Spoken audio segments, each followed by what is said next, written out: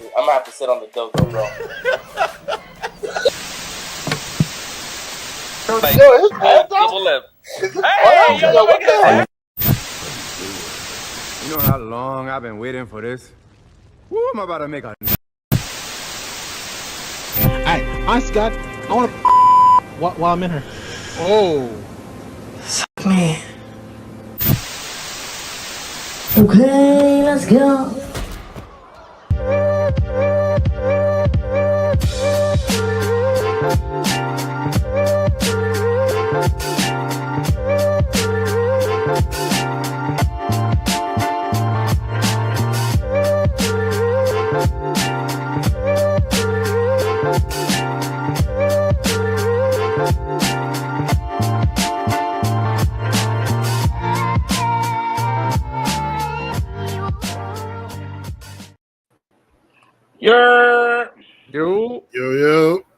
Yo. Welcome to Untitled Live, episode 227, baby. We here. Another Friday. We made it. Oh, boy. Sorry about that. No, Joe, we all yawning right now. So, yeah, if you're going to get a couple of yawns, if whoever's watching, if you got a little yawn count, let us know, man. This is going to be quite a few, especially coming Every time we yawn, take a shot. Take a shot. Imagine. We'll be drunk. We will be drunk. I'll be drunk. Our viewers will be drunk. Drunk tonight, bro. Word, man. If you like what we do here, man, hit that like and subscribe, hit that bell notification. We go live every Friday, 10 o'clock-ish. We talk about everything. We talk about all things comic-related, movies, all that kind of shit.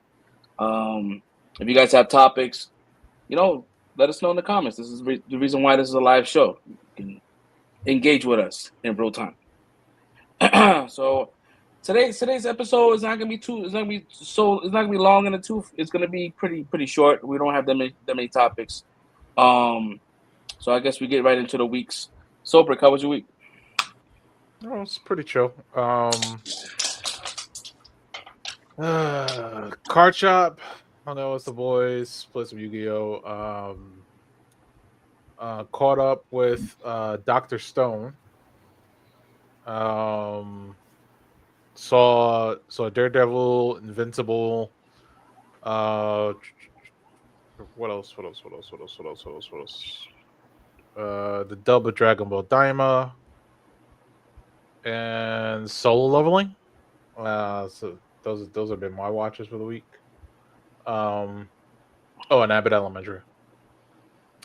Other than that, yeah, just working, chilling, playing some Yu-Gi-Oh.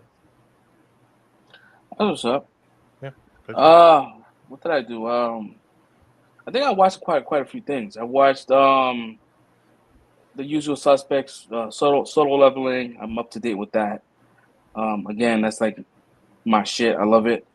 So I'm looking for things that is sort of like that, so I can get into it more shit, like get into like other animes that's sort of like that. What else? I'm not caught up with Reacher. I think I'm up to like episode 4. I think that this season is kind of weird, to be honest. I'm not sure if I'm the only person that thinks this way. It seems a little weird, but it definitely picked up towards like the 4th episode. It's picking up. But like the first couple episodes kind of like, I don't know, it's weird. I don't know. But I still enjoy it. Reacher's like still my shit. What else did I do? I know I watched another show. I finished Iron Fist. Even though I said I was not gonna do it, but I felt like I needed to be like a completionist, and I finished season 2. And like Red said last week, season 2 is much better, but that's not saying much. It's like season 2. No lie, season 2 should have been season 1, and it would have been better. Like it should have been like at that level. Listen, season 1 was diarrhea shit, and season 2 was a solid shit. I mean, it's a better shit, but it's still a shit show, yo. Yeah, season 2 was definitely like you took Imodium before season 2. You got the plug. You know what I mean? It's just like it's coming out solid at this point in time, or none at all. What else? I watched. I know I'm forgetting some things. I did watch the Oscars. Watch the Oscars. You know, I always do that. I watch the the SAG Awards, then I watch the Oscars. I guess I've been watching the Oscars for like years now, and I always used to look at my mom used to watch the Oscars all the time. I'm like, why are you watching this? It's like boring, and she's like, shut up. So now I'm watching it now. So it's like I guess that's like a family trait. We just watch the Oscars, right? Yeah, just older. Like for a kid, it's boring, but like for adult, it's like okay, this is entertainment. Like Yeah. you get to see your celebrities, your stars, all in their decked out gala outfits and stuff like that. Yeah, And, exactly. Yo, let's check out this red carpet. You know what I mean? Like that's what Oh, I'm you doing. fancy. Yeah, like who's worse dressed right now? So that's my mom. She look for what they wear, and then she'll watch them. She'll watch it, and then she said, "What make her think she could come out the house in that piece of frock there?" I want she wearing. I want that. She couldn't find a better dress. My mom That goes, ass. my mom goes in, bro. Yeah, I mean, I caught the Oscars this year kind of late because it wasn't streaming anywhere. Like I had to like download some app and I was able to kind of like tune in. But yeah, I caught maybe I think I missed out. I think like maybe like 30 to 40 minutes before the show. But like I missed the Karen Culkin acceptance speech. I did watch it again on YouTube. I think Fresh Prince is in. Oh, Fresh Prince was popping, homie. Watch that. I did before I watched the Oscars. I did watch the best film. So I watched I think I watched 3 of them, 3 out of the 6 or whatever. I saw The Brutalist. I saw Substance, and what did I? It was another one I watched. Oh, and it was the Bob Dylan one, The Great Unknown, or some shit like that. I watched that. So because I kind of want to go into it, seeing like whether or not like these movies deserve the amount of recognition. And I'm like, yo, I'm sitting here and I'm like, The Brutalist. I mean, is not a terrible. I don't think it's a terrible movie. I'm just like, that shit is just mad depressing, bro. And it was like, not even that. It was not for me. It was not good. I didn't like it, and I felt like knowing what they did, like they used AI, right? So like Adrian Brody, right? He couldn't really tap into the Hungarian accent. So what they did was they used an AI tool to take his voice and make it more Hungarian. Wow.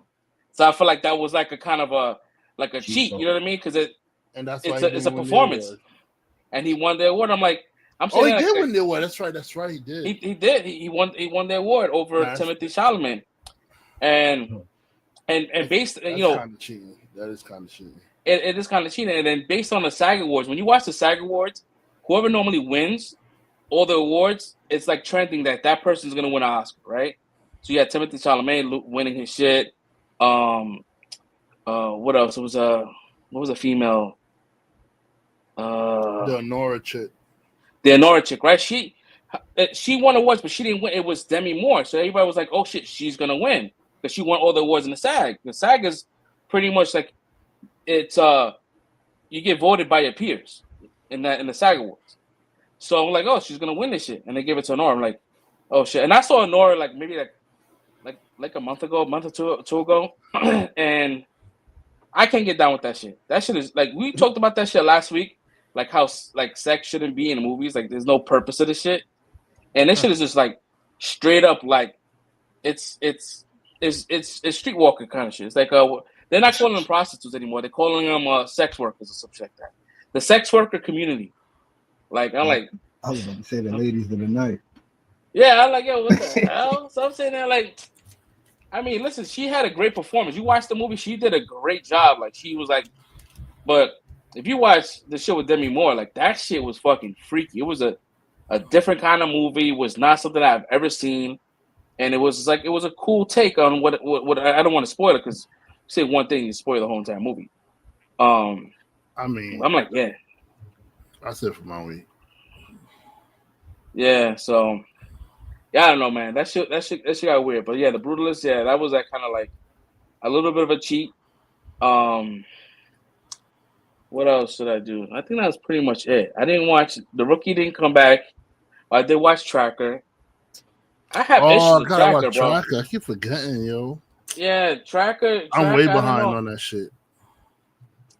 Yeah, Tracker. I mean, Tracker. This last episode was pretty dope. So I'm like, yo, I think you have. If you haven't watched, have you watched it when it came back? Or Nah, has how long? I'm way behind. I'm behind on Oh, it. so you got mad episodes. So you good. You got a good binge worthy worth of fucking episodes and shit. So I probably might do that Monday. I'm off Monday. I might sit down and watch this, get caught up. Tracker. I don't think Will Trent came back, so I was hoping that Will Trent. But these shows, for some reason, they be taking these weird breaks, and they don't tell anybody they're taking these weird breaks. Like you get like 3 weeks of episodes, and they're just like, all right, we off for a week. It's like, yo, what the fuck? Like, you got one, whatever. And I think the last I did, I watched Daredevil. That shit, we're gonna talk about that shit later. But yeah, watch that shit. It was good to get, Daredevil back. It was good. Yeah, it felt good. But I see like what changes they made based on like how we've been reporting this show. But yeah, I'm glad that it's back. Fresh Prince, you here? You made it. What's good, fellas? What's going on, man? How was your week? Not bad for the tardiness. My son got a little sick real quick, so try to get him some food real quick because he passed out as soon as he came home and he just woke up. So trying to make sure he gets some food in him. But yeah, it's been a cool week, man. Happy to be back with y'all fellas, man. I watched Out of the Ordinary. Like I've been waiting for this movie, to be honest with you, but I got to watch Piece by Piece this week. If you don't know what that is, Pharrell made a little biopic for himself, but they did it in Lego style. So that was Oh yeah, I know cool. what you're talking about. Yeah, I saw the trailer for that one. Yeah. I really liked it, and you had a lot of people in it. There's a lot of stuff I really didn't know about his life, which is wild. The later end of it. I'm saying later end, like but like the more recent stuff, I haven't been keeping up with him. But it was crazy to find out what's been going on or what he was going through. But it seems like a typical story of artists, industry, and all that stuff start getting in the way, and you lose your real spark and what's going on and how you was making stuff and the joy you had in it and all that. It's crazy. But it was very good. I really enjoyed it. I went through a lot of shows, man. I finished AP Bio, which I'm sad about because that was fun. But I've been catching up on Avid. So I started with that episode with everybody from It's Always Sunny. So that was cool. Seeing them as the volunteers, that was funny. Let's see what else. Oh yeah, Fresh brought it up last week, and I was waiting for it too. But I'm glad. I thought the whole season was done, so I ain't gonna lie. But I binged the hell out of Paradise, and I got up to like episode 7, and that shit was done. So I gotta wait till the next episode. I think it's the finale. But that shit, it was a while. Yeah, the finale dropped this week. Oh, okay. So I gotta watch that then. I gotta watch that. Yeah, I pretty much. I forgot. Yeah, me not spoil it. I forgot to mention that. Yeah, I forgot to mention that in my week. Yeah, Paradise. That was my shit, man. Good fucking show. Yeah. A lot of it, we watch a lot of stuff. So a lot of it I kind of figured out off the premise, but yeah, it was still a lot of twists that I didn't expect. Like, it kind of reminds me of Silo. If anybody ever watched Silo on Apple Plus, that's also a good one. I watched a few episodes. My girl was watching that. Yeah, it reminds me of Fallout, like just before they go, start exploring and shit. This is like before the emergence of Fallout. Mm-hmm. Yeah, Silo's pretty similar deal. I ain't spoil that either, but yeah, it's somebody better start drinking. Oh, who you on? That was me. Pretty similar situation. But yeah, watch Paradise, Sterling K. Brown, and we. I also got to see Captain America. So that was cool. Yeah. I have a little more of appreciation for it too. Like I really liked it, but again, out of the zeitgeist, like watching it again, that movie. Like I didn't really have no complaints last time, but I'm like, nah, this movie is solid. People bullshit. It was a solid movie. That's about it, I think. Yeah, I don't think I watched anything else. So yeah, I'm excited to talk about a few of these things. Good to be back. All right. Red, I how don't was know your if week, it's brother? me, but I feel like your mic is not coming through clear. Yeah, I don't know. Like I hit him up. it I is hit him up it on the is on side. the I didn't. nah, but it is though. I don't know. I think I gotta shorten the wire. I might have to might be short. Yeah. But Yeah, yeah, it sometimes you is gotta just connected to the unplug it. Yeti though. Mm. Red, how was your week, bro? Oh, well, damn, here we go again. That's two. Hey. Oh man, damn, sorry. That's a good one. That was a good one. That's the shit that get your eyes watery. Yeah, my eyes were- That's that baby shit, yo. When babies you do that yawn, like, oh, you know they sleep when they rubbing their eyes. That's it. That's a wrap. But yeah, my week was good. It was pretty chill for the most part. You know, chilling, hanging on my job. You know, with my shorties. You know, I'm just nah. But yeah, you know, hanging on my new job, getting to know my team. You know, it's pretty cool. What did I do this week? I know I saw the Oscars. I saw Elimination Chamber. That was a big thing. So a lot of controversy coming out of this wrestling event. Of course, I don't know if you heard, but John Cena turned heel, so he's a. That's what I forgot to. Yeah. There you go. I think Voice he came sound in. better. Yeah, he sound better now. Yeah, John Cena turned heel, so I watched Elimination Chamber. To me, it was one of the best chambers that I've seen. So, I really want to know. I didn't get to watch SmackDown today, but I want to know what's going on with the Naomi J Cargill beef that's going on right now. Like that thing was like kind of crazy the way she got stomped out. I was like, Do you want to know? You know, it's funny though when I watch like wrestlers get stomped out, and I know they got like a significant other in the back. Like I'm like, yo, Jimmy, just gonna let your wife get stomped out like this? Yo, you ain't gonna come outside and help, bro? That's the only thing when I know they have a significant other that's backstage. Like that's what I find weird to me, bro. Like I know it's woman on woman fighting, but like, bro, like it's Jay Cargill. Go outside and help your wife, bro. Like, yo, she's getting stomped right now, bro. Like, chick is built like a superhero. Yeah, that like, bro. Like, so I don't know, man. It was like. So when I was watching the whole time, I was like, yo, damn, Jimmy, you ain't come help your wife? I know Bianca's trapped in a pod, but what's your excuse, yo? Like, the door's open.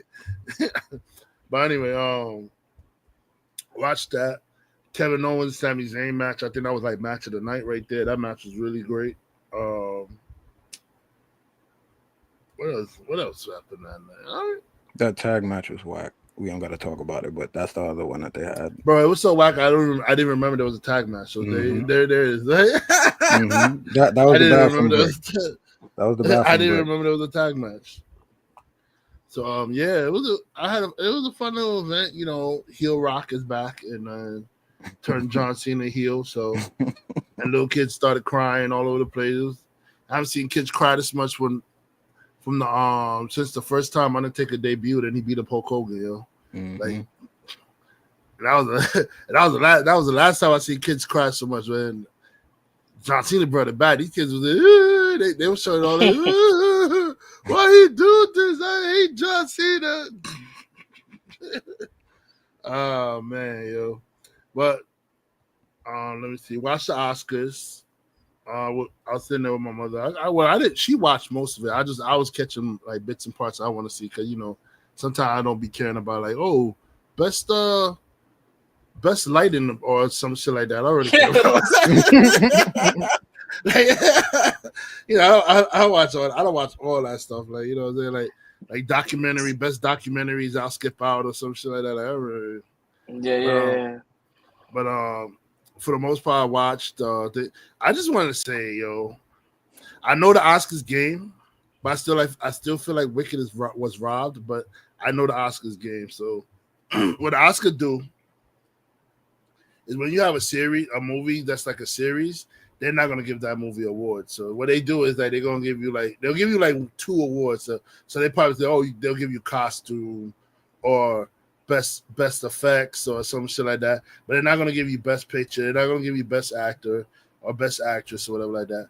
So the same thing they did with Lord of the Rings. Lord of the Rings won best costume and best effects, but it didn't win best movie or whatever like that. Two Towers came out.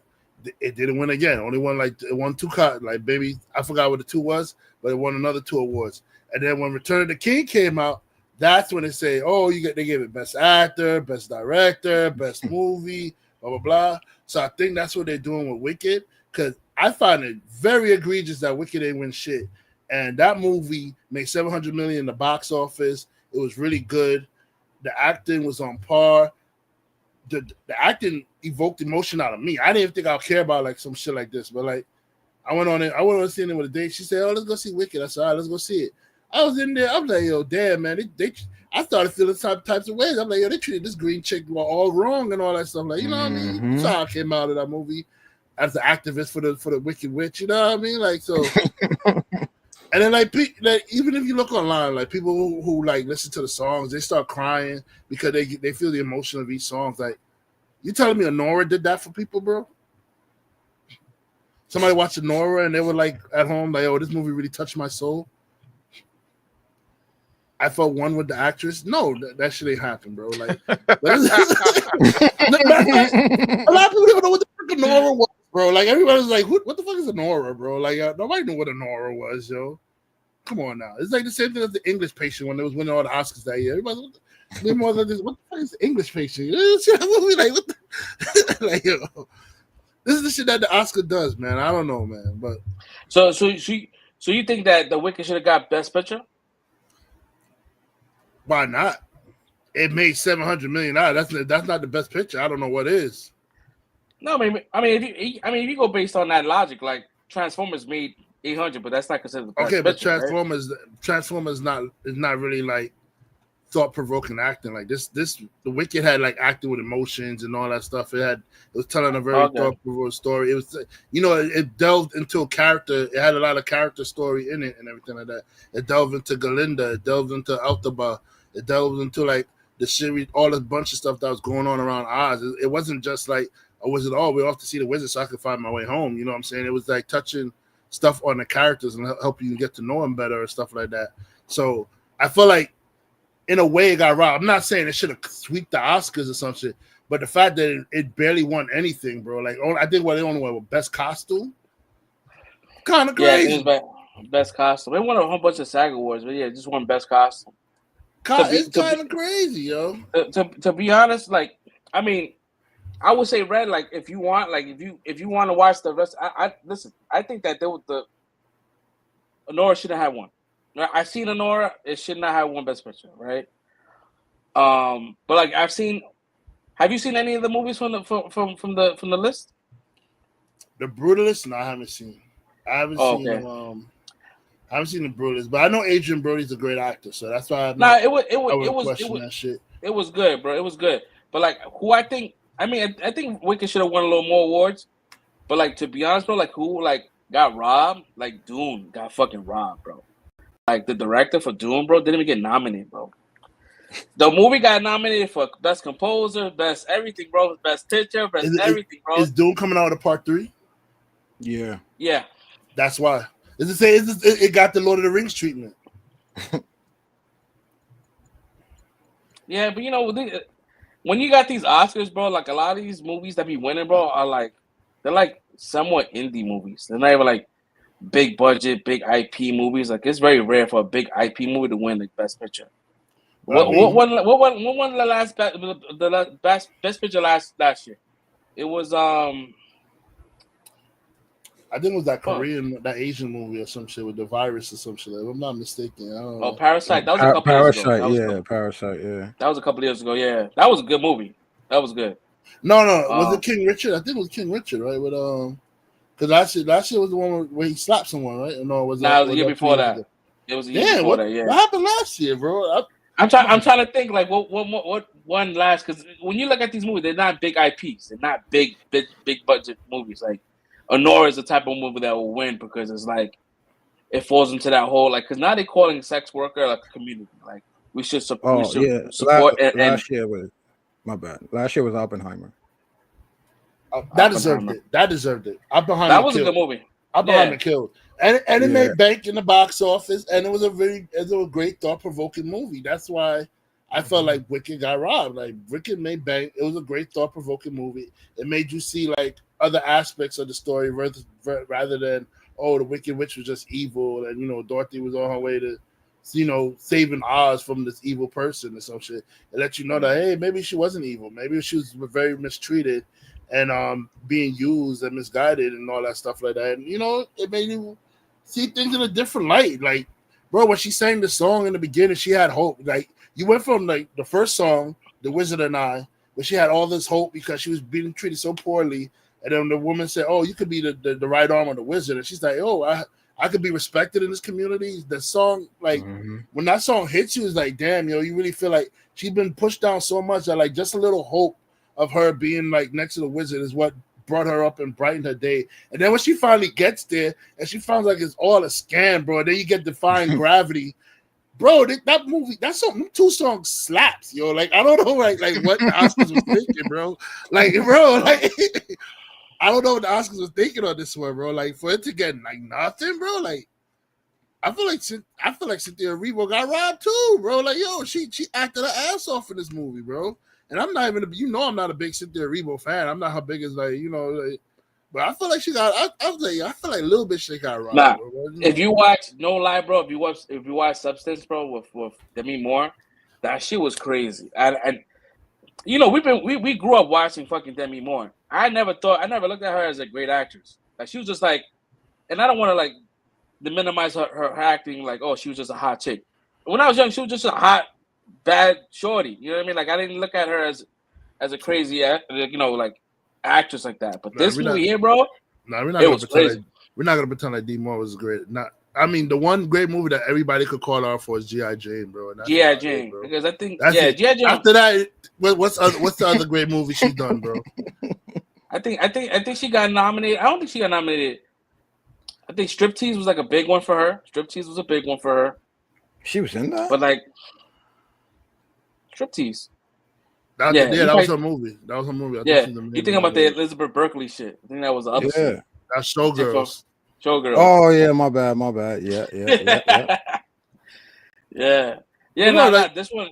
It was legit, and I thought she got nominated for Oscar for G.I. Jane, but I found out she never got nominated before. I said, "What? She never got?" That's what I'm saying. But then I thought about it. I said, that's about right. She didn't really had that great movies that coming out. Exactly. She was one of those. She was one of those actors like Gary Oldman, like just never won anything, and Gary Oldman won his first fucking Oscar. I mean, Gary, come on, that's come on, man. Gary Oldman. Yeah, I feel like you've been acting to be more, bro. No, I'm just saying.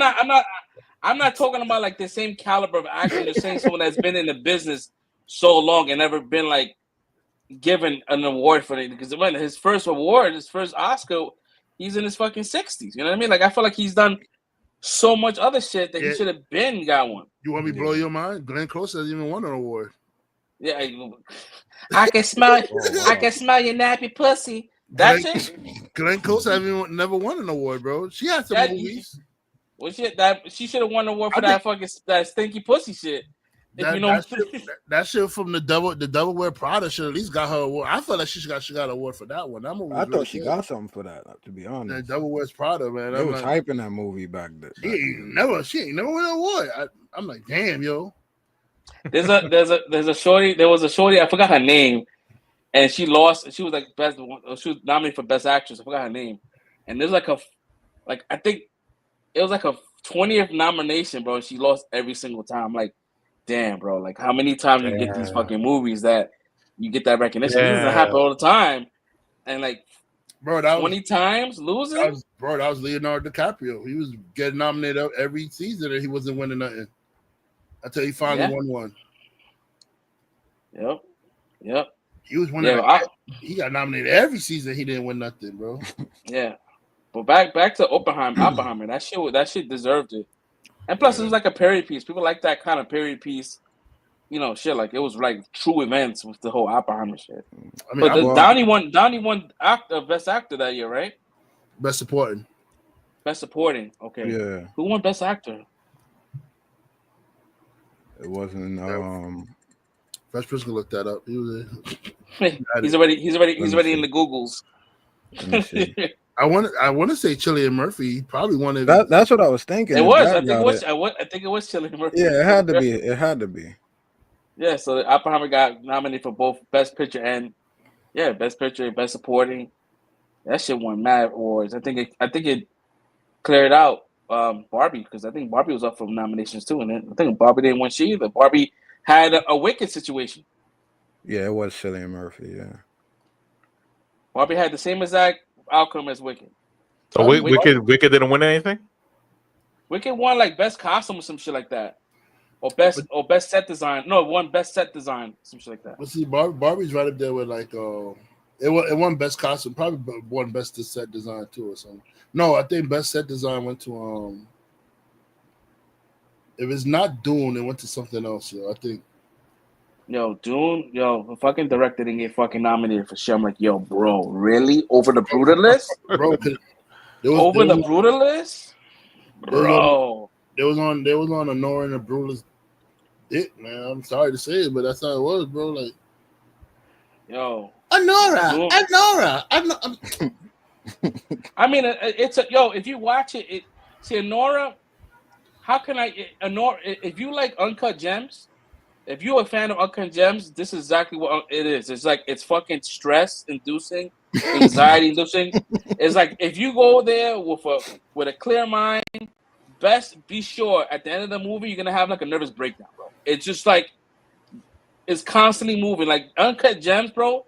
I watched that movie once, and that's all I needed to do. Watch it once. I will never watch it again, bro. I was so stressed out to the very credits. That's funny because I loved it, but I ain't gonna lie to you. I never thought about going back to watch it.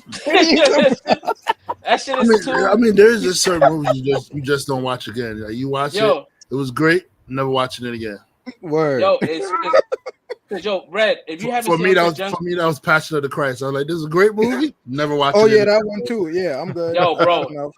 If you haven't watched Uncut Gems, bro, from the very beginning when the shit says Uncut Gems, bro, it is stressed all the way. No lie, from minute 1 to minute 89, bro, it is stressed.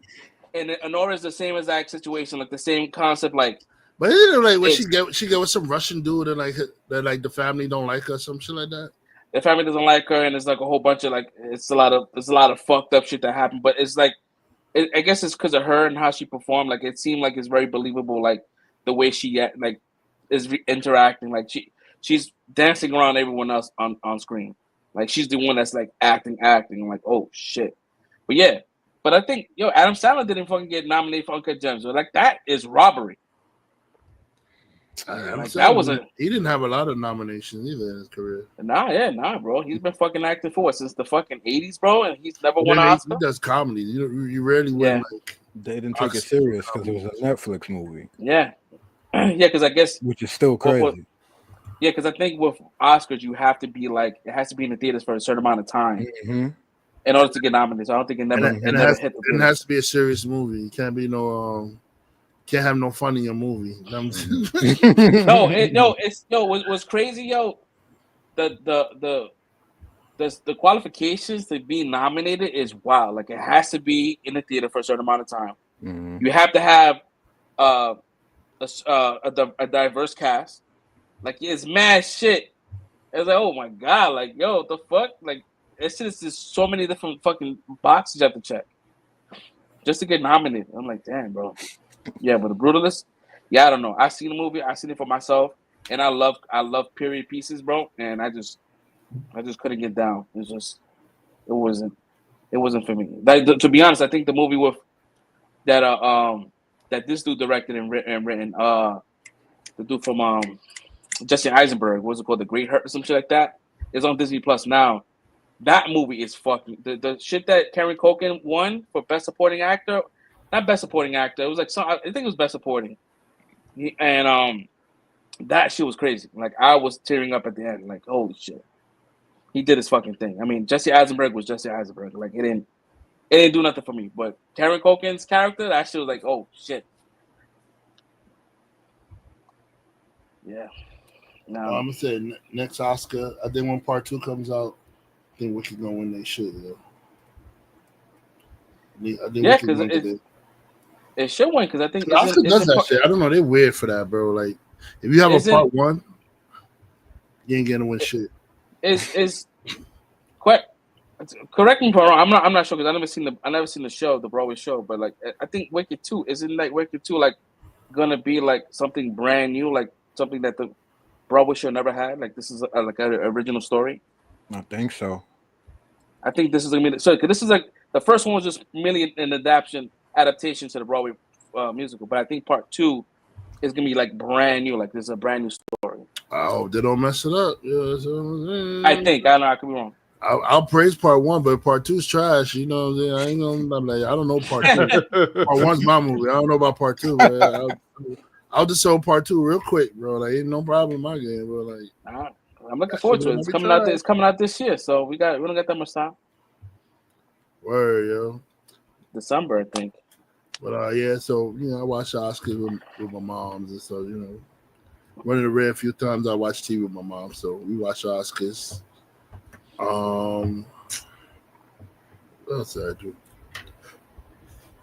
I saw Daredevil. I did watch Daredevil, the 2 new episodes, and then for some reason I started watching the original Daredevil series.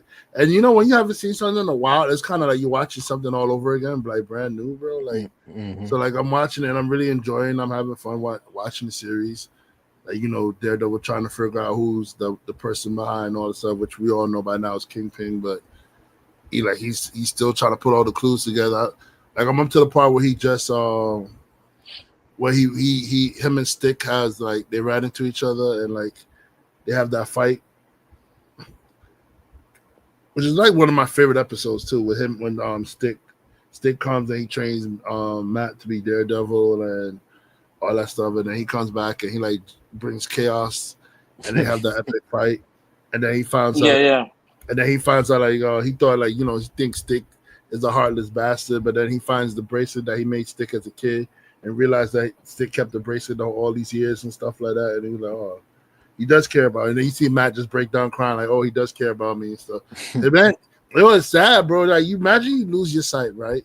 And then a little bit after you lose your sight, you lose your father, and you're by yourself living in a Catholic orphanage. You can't see, all your senses on fire because you have super hearing, you have super smell, so you're just sitting there going crazy, and then you have this man to come and help you make sense of the world, and you want him to be like your father figure. And then when you feel like you're getting close to him, he's like, nah, kid, I'm out. You get too close, like, and he leaves you for 20 years, like. 20 years and then he comes back, bro. This is crazy, bro. Like, but yeah, I'm enjoying rewatching the original Daredevil series. I like Born Again. I guess we're gonna talk about it later, so I won't go too deep. I like Born Again, but I can see why it got a lower like audience ratings than the other Daredevil movies. But we talk about that later. What else did I do? Oh, I saw Mickey 17 in theaters. Yo, you saw Mickey 17? I haven't seen that yet. Oh my god, yeah, that's my movie. It was all right. I'm not gonna say it was bad. I went in there thinking it was gonna be bad. I ain't gonna hold you, but it's not bad. It wasn't bad. His girlfriend in the movie, bro. I need her in my life, bro. She's fire. Yo, bro. Naomi Aki.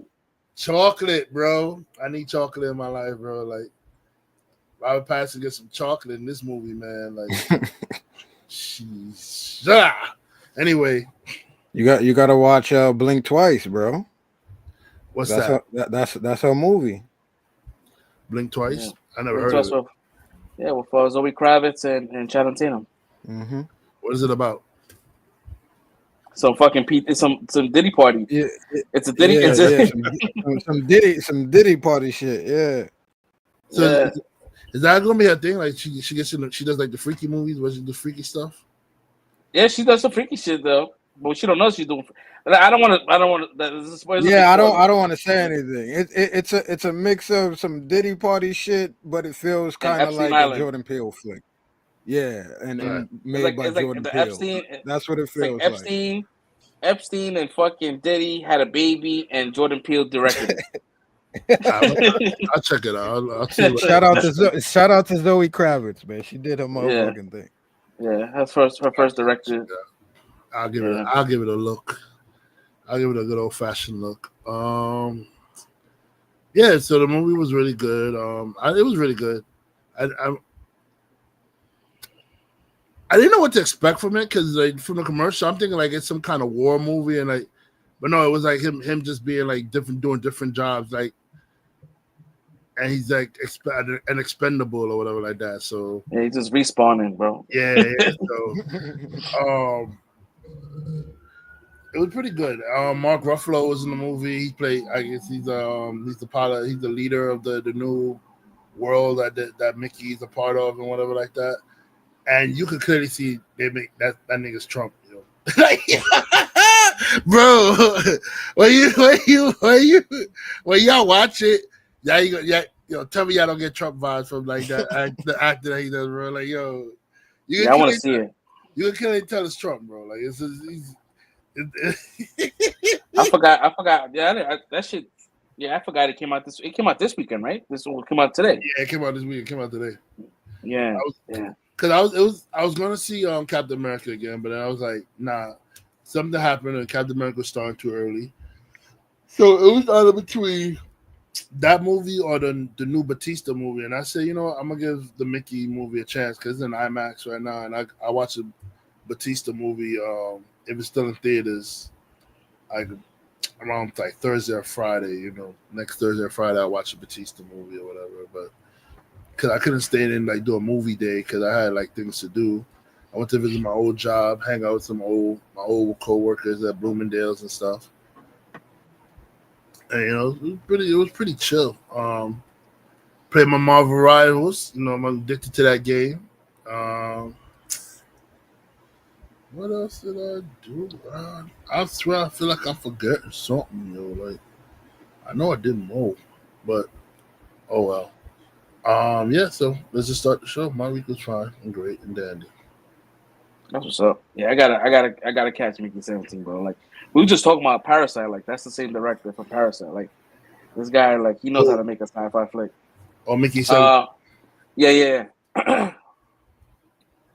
Yeah, you actually. There was a part I was in there cracking up, bro. I'm like, yo, nah, this dude, yo, that shit's wild. Yeah. But yeah, I need that sister in my life, bro. Like, if she's single, call me. I'm single. Bro, she's gorgeous. Gorgeous sister, bro. Yeah, she was great. She was great in fucking Blink Twice, bro. She did her thing, bro. Mm-hmm. Let's get into the show, guys. So first topic we have here, we have Devin Haney and Ryan Garcia. They settled their suit, and they looking to rematch. So if you guys don't know what we're talking about, Devin Haney fought Ryan Garcia a couple of months ago, and Ryan Garcia tested positive for steroids. Hey. And Devin Haney decided to take him to court, and said that he, and said it was a battery count. Like he felt like it was like. Because he was on performance-enhancing drugs, wow. He treated it as if it was a battery assault. Damn. And I was like, yo, everybody in the boxing community is like, yo, Haney's super soft for doing that. Mm-hmm. That is super soft, bro. I'm not even in the boxing community. That's soft, yo. Yeah. So So they're gonna rematch, and it's crazy if they rematch and then he beats him again and he's not on nothing. That's gonna just look crazy. Like let me get my money back. Wrap it up. Let me get my money back. Wrap it up, bro. Like yo, he was tested positive for PE, but it was like very small amounts, not enough to like change, but PE definitely helps in stamina. So you know that could definitely rule out. You know, be rolled into the fact that him winning. But anyways. So we'll let you know what happens with that. I mean, I'll definitely bring him to court for assault charges is kind of crazy, bro. Like that, is crazy. Like, bro, you're in the boxing ring, bro. Like you already assault is supposed to be taking place, whether it's on PCP or whatever it's called. The fucking judge. The judge said, "Hey, that's part of your job is to get beat up. Like, what are you doing?" Yeah, it's like. Yeah, it's kind of whack. It's kind of bro. Whack, This new age of people. This new age of people, man. They sue for every guy. Yo, these people is different, cause like, bro, how you suing? You doing what's a part of your job? Like, you a boxer. If you don't want to get assaulted, don't be a boxer, bro. Like, what are you talking about, man? Oh man, man, listen. I'd have been like, what's you better hope. You better pray to everything, bro. Like, you better. I don't know. You better win this next match. Oh yeah, you better win. You know when his next match, his career is done, bro. I think it's done if he does win the next match because nobody's gonna have respect for him for even bringing him to court, bro. So I don't know because most people is just like, I want my rematch, yo. I want my rematch. He's on something. Right. I want my rematch. Right. Not take him to court and say, he assaulted me. Like, bro, what? That's wild, crazy. Yo. He accosted me. That is crazy, yo. To think about that shit, like, yo, that's just wild. Next up, man, we have NYPD special victims unit detective was in a rap video, twerking and shit. She had her ass out, no doubt, and her lieutenant, whoever's above her, saw the video, and she's in hot water right now. She's in. I mean, what was he doing watching the video? Listen, Benson. You know what? I said the same shit. I'm like, whoa. You know what I mean? Maybe he's into rap videos. No. Yo. Bro, this is a low no-name rapper video, bro. This is somebody that like Yo, yeah, he's not like he's like a local artist. Like, that's it. Like, people in the block knows who he is. Not like the shit's playing on TV like that. Like, yeah, bro, it's not like it's Drake or something, like a Drake video you can run across or something. Bro, it's a low no-name rapper. You think somebody snitched? You look at and like, yo, Captain, check this out. Yep. Yo, and it's crazy. Like, the fact that if she's special victims unit, that's that SVU shit. That's that Law and Order shit. That's that Olivia Benson shit, right? I'm like, she be making enough money where she's not moonlighting to be a video chick. But who knows? Sometimes you want more bread. You want more bread. Like, yo, being a cop should be like, after you clock out, you should do whatever the fuck you want, right? But I get it.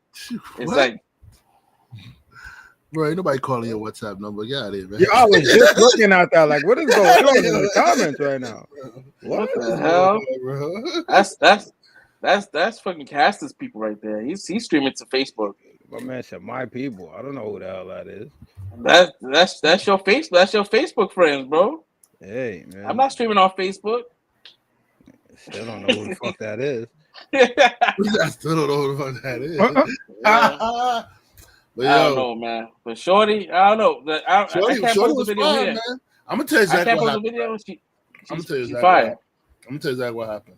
So, Shorty must have told somebody in the job that she did this rap video, whatever, blah, blah, blah. Somebody thought it was cool. Then, that person probably wanted some buns. He got denied. He became a hit. Went and told the boss, like, hey, this is rap video that is, I think it's against the code of conduct that we're supposed to be following.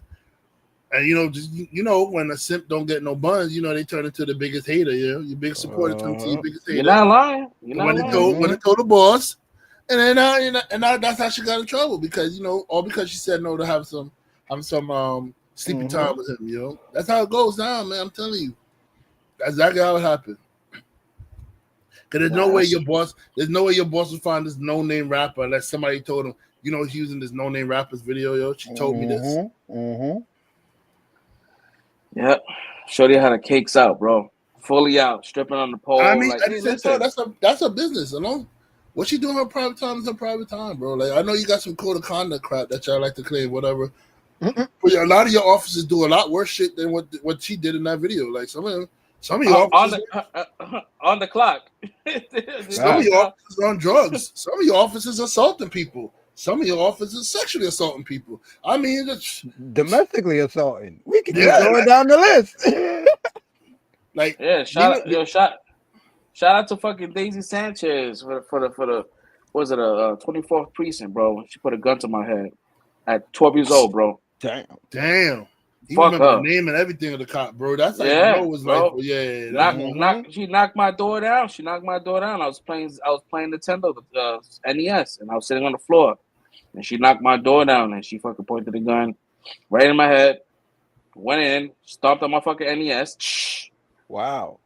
Word. What kind of problem she had with you? We gotta find her, yo. What was that about? And she was a police athletic league coach that I knew. Oh wow! She didn't recognize me. Intimidation before the game. Word, yo, bro, it's crazy. That's wild, bro. And she was part of the same group of cops that were coaching us in PAL that was robbing stores in Harlem. Of like moonlighting and shit. And then another Sanchez, Eddie Sanchez. I remember him too, bro. They was on some Street King shit. What's her name? You said her name is Daisy what? Daisy Sanchez and Eddie Sanchez. Two Sanchez's. They're not related. They gotta retire now. The dirty Sanchez's. Keep a lookout for them. Yeah, nah. They gotta be old now because he said when he was 12. Yeah, we grown men now. So they definitely older.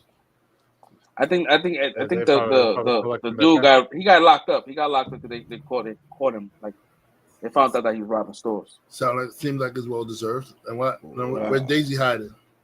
I don't know. We don't know what happened with her. We're gonna find you, Daisy. Yeah, we gotta track her down. Yo, TikTok, do your thing. Yeah, word. We're gonna find you, Daisy. And if soon we find you, I'm coming there. I'm stomping on your TV, yo. Whatever you 8-track. Where you owe me a system, shorty. Crazy, bro. Super Nintendo. That's crazy, bro. Nobody's calling your number, yo. Stop posting that. Again, what is going on? Hold on, let me gotta go ahead and start banning people. You should have like moderation on YouTube. So you can go to YouTube and ban them.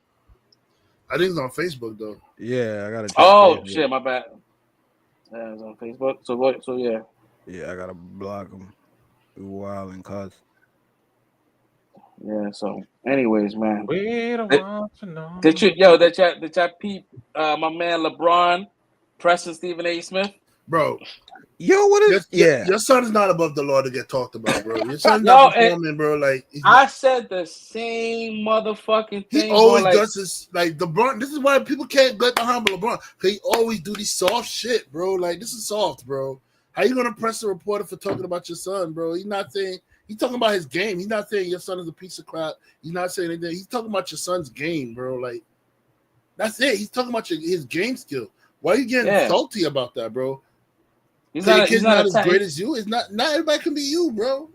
He's not. Like you said, he's not attacking his character. He's attacking his skill as a ball player. Him being not fully developed for him to be in the NBA. Like yo, bro, all you're doing is giving a pass to other fathers that have ball players out there to press these fucking reporters. Like don't be talking about my son. Like now that's just crazy. Like to sit there and do it in front of a big crowd. And you thought people were gonna be behind him, like, oh, word, LeBron did this thing, bro. Everybody's calling him out now. Like, a lot of people don't even like Stephen A. Smith, but they still backing Stephen A. on this one, bro. Like it's like yo, yeah, wrong is wrong, bro. You wrong for this one, LeBron. I'm sorry, bro. You wrong. Yeah, I don't think he should have done that, bro. If you felt the way, you have his number. You could have hit him up, and you could have had this shit up offline, but you want to do the shit in front of a crowd in the everybody on TV on a televised game, bro. You did and I was watching that shit too, bro, because I'm watching a Knicks game and seeing Jalen get hurt, I'm like, oh man. And seeing the fucking Knicks struggle without Jalen, I'm like, oh shit. But I didn't see, but they didn't show that interaction. I guess maybe that was another broadcast. Nah, it was. I think it was a fan recording that caught it or something. It looked like okay, because I didn't see that caught shit from the bleachers, bro. Like because you see the back of Stephen A. head, and he's like, oh, you see him talking like this, and the brother, like he's cussing him out, and then he just walks away with the towel, and then that's when later on somebody come out with the quote saying that he said, "Yo, keep my son's name out your effing mouth" or some shit like that, bro. He said, keep my son's name out of your motherfucking mouth, punk. Bro, like what, everybody's like on some Will Smith shit, bro. Like, what's going on, bro? Like, keep my son's name out your effing mouth. I mean, it happened around the Oscars, right? Yeah, it happened a couple of days after. Time of the year. But you know what it is? Like LeBron, bro, like this guy is his game is so peaked. This guy hit 50,000 points. He's probably going to be the only ball player that we know that's been playing in this high level for this amount of time. Like, why would you tarnish like these little people already look at you as a baby, like a baby cry, always complaining, blah blah blah. But now like you coming at these reporters, coming at this reporter. I'm not saying reporters because I don't want to say like this may be his first time, but bro, like I've been watching. I didn't see every comment that Stephen A. Smith made about Bronny. Like I'm not gonna say I've seen them all. I see, but the ones I've seen, I've never seen him judge his character or assassinate his character. He's always respectful. I've seen him disrespect other bad players, and the way he talks, I feel like the way he talks about LeBron, son, he's still showing respect. Because remember how he talked about Kwame Brown, bro? He used to go after Kwame to the point where Kwame Brown had like beef with him. Like he always talking about him on YouTube now. Kwame wanted to fuck him up, bro. He was like, yo, I was waiting for one day to catch you.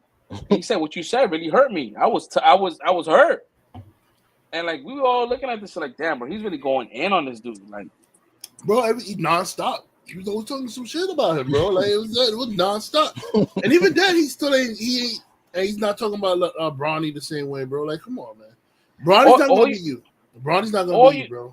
I don't know, like you never follow the rule, right? When you go to school, right? And if someone's making fun of you about some shit, right? Calling you fat. And if you make that known, like that bothers you, they're gonna keep doing it. The fact that LeBron did this shit, now they're gonna go ham. Even the target on his back is gonna be even worse.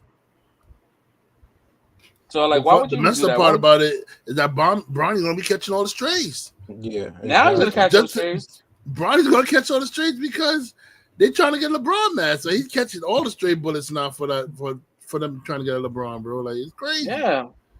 And then you got your son projected to be like the next projected to be in the NBA the next 2 years. Like you just Well, Bryce is the better player though. I ain't gonna hold you. Bryce is a problem. Bryce is a better player, bro. He's a better player, but he's also not named after LeBron. You know what I mean? Like he's his own. He's not a LeBron Jr. So there's just so much pressure for LeBron. Like it's almost like Lonzo Ball, and like Lonzo, he's good, but like his younger brother's the best player. You know what I mean? Like I feel like Lonzo didn't get enough time to shine and show his skills because he kept getting injured, bro. Like I think he got the Penny Hardaway effect, bro. Like Penny was supposed to be the beast, but he got the injuries took him out, man. I think that's what happened to Lonzo, bro. He didn't get his time to shine. LaMelo plays like he's in 2K, bro. Man, he's a 2K player. That boy is good. The way he shoots is like mad nonchalant, like, and it goes in, like not even trying, and he's having mad fun. Like he's smiling everywhere. I'm like, well, that's how it used to be back in the days. Like people used to, you know what I mean? Like it look like they're having fun. Like people don't look like they're having fun playing ball now. I think Curry looks like he still has that. What time? What back in the day? I remember back in the day. Back in my days, them dudes would hate each other. They were fighting on the court, bro. Nah, the Knicks always used to smile, bro. Like John Starks used to always like he looked like the Knicks. Yeah, they were smiling after they beat up the Miami Heat in the fight, bro. Like after this, when PJ Brown tossed Charlie Ward and everybody was out there scrapping, you had what was it? The coach there, I was about to say, yeah, Van Gundy holding on for dear life. Thank you, bro. I don't know why his name's in my mind. I know Van Gundy. That's my dude. But Van Gundy was holding on to the leg like, let him go. Let him go. He holding on to Lonzo Ball the leg like, let him go. Stop. Yo, crazy times back there, bro. I know this is like a random ass story, yo, but like back in the days, Anthony Mason came to my block, right? And he was walking down, like there was a bar on First Avenue, and he was walking by himself, right? And I didn't recognize him, you know, but it was like he was a tall dude in the block. I'm like, he looked like he played sports, right? And my boy was like, "Oh, that's Anthony Mason." And then one of my neighbors, she's like, "Damn, that man got all that ass." And he turned around like, "What?" She wasn't lying, bro. Like, so this was like he's already been like retired for years now. But he looked like an old man the way he was, you know, he was walking with his back down, his ass up, like, you know, like his back was hurting. Like, oh, that ass. I'm like, oh, shit. This is wild out Anthony Mason, bro. Word, man. Word. Rest in peace, Anthony Mason, man. Man, it was a problem. Well, man. But nah, man. Yeah, man. Like, I'm telling you, back in the day, there was no friends, bro, back on the courts that. Like, even if they were friends, they still hate. Like, I hate you on this court. We're friends outside the court, but on this court, I hate your guts, bro. Mm-hmm. Yeah, everybody's friends now, bro. Yeah, everybody's like all friends and kiki with each other. Even though the whole time they be looking at it with such disdain, like, what the hell is going on? This ain't basketball. Y'all supposed to hate each other. Look at the Pistons. They was getting in a fight with the Bulls, bro. Like, bad boy Pistons, yo. Them and the Bulls. Everybody's waiting for that game because you knew somebody's getting hurt. Somebody's going to get fighted. They tossed Jordan to like the timekeeper stand, bro. Like, they used to mug dudes, bro. You come in the lane, you getting mugged out here, cuz. Chris Lampere, bro. You go in that lane, he's knocking you the hell out, bro. Like straight up. You ain't. There's no airtime for you in here, bro. Like, no. Bill Laimbeer, Rick Mahorn, that whole squad was deadly, bro. Bunch of goons. Yep. Yeah, we don't have that shit now. Like players that come into the Garden, like you know what? I'm lying. Every time when Trae Young comes to the Garden, I'm like, oh shit, that's like the villain, like the Knicks' arch enemy, right there. But you know what it is, though? Reggie Miller. You know what it is, though? It was we ain't got nobody that pop Trae Young in the mouth no more, bro. Because New York, we always had that one person that popped somebody. We had Oakley. Oakley would have popped you in the mouth or something like that. You talking trash. Mason would have done that shit. Yeah. I think even LJ, Larry Johnson, LJ, Sprewell, Herb Williams come off the bench for a couple minutes to pop some dudes. You know what I'm saying? Even Chris Dudley was the human foul machine, bro. They just put him in there just to get fouls, bro. Just to get 6. We need 6 out of you, guys. we need 6 fouls, Chris. Come on, man. I got you, coach. I got you. Like, oh, bro, man. Yeah, man. This is the goons back then, man. It was the garbage man, bro. Trae Young come in and playing in our face, man. Somebody would have checked him already by now, bro. Like, yo. Okay, would have told Lady, don't come to my house with all this whole gloating shit. Don't come in here with that floater shit again. Bro. Come with that floater shit again. Watch what happens. I hate Reggie Miller too, man. Oh, when Reggie Miller did that choke, I was so mad, bro. Oh my gosh, bro. It's like that with Trae Young now, bro. Like, he does that shit because every time I believe we won one game with him. I think we beat them like a couple of weeks ago. I need Trae Young to get a haircut. I need him to get a haircut though, because your hair's not growing even, bro. Like, I don't know what the hell's that on your head, but it's not growing even. It's patches. Cut that shit, bro.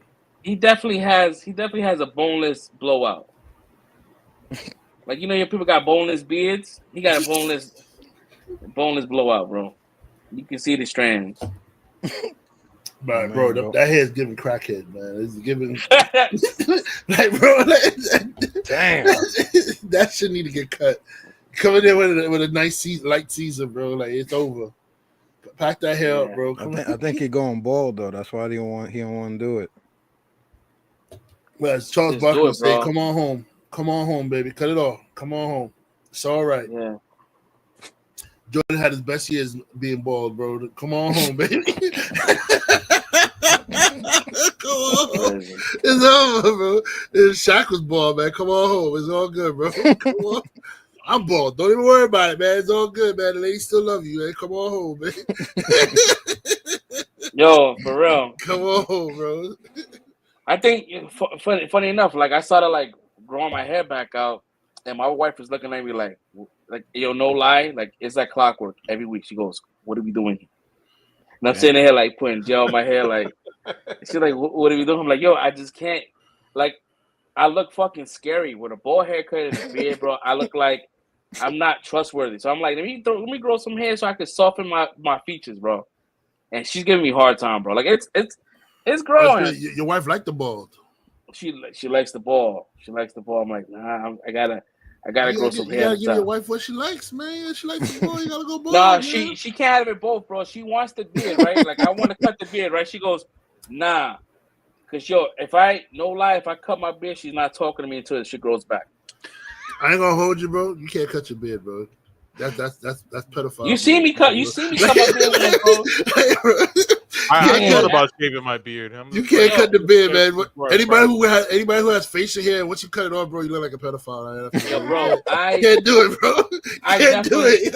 I cut my shit in the line at Best Buy.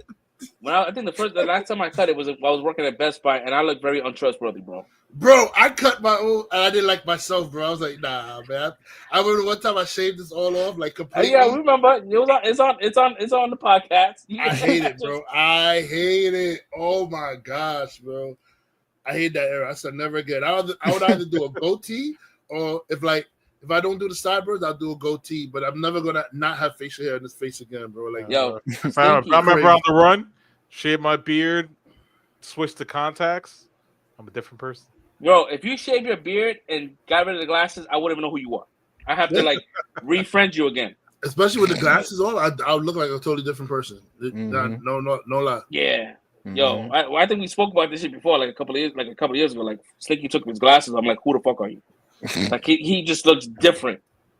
I've never seen his eye shape. Bro, when my son was a kid, one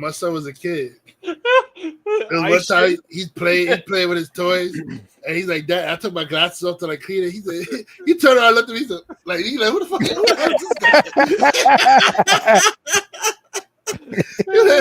It wasn't until I put my glasses back on. He's like, "Oh, Dad," he said, "You look different." I was like, "Yeah."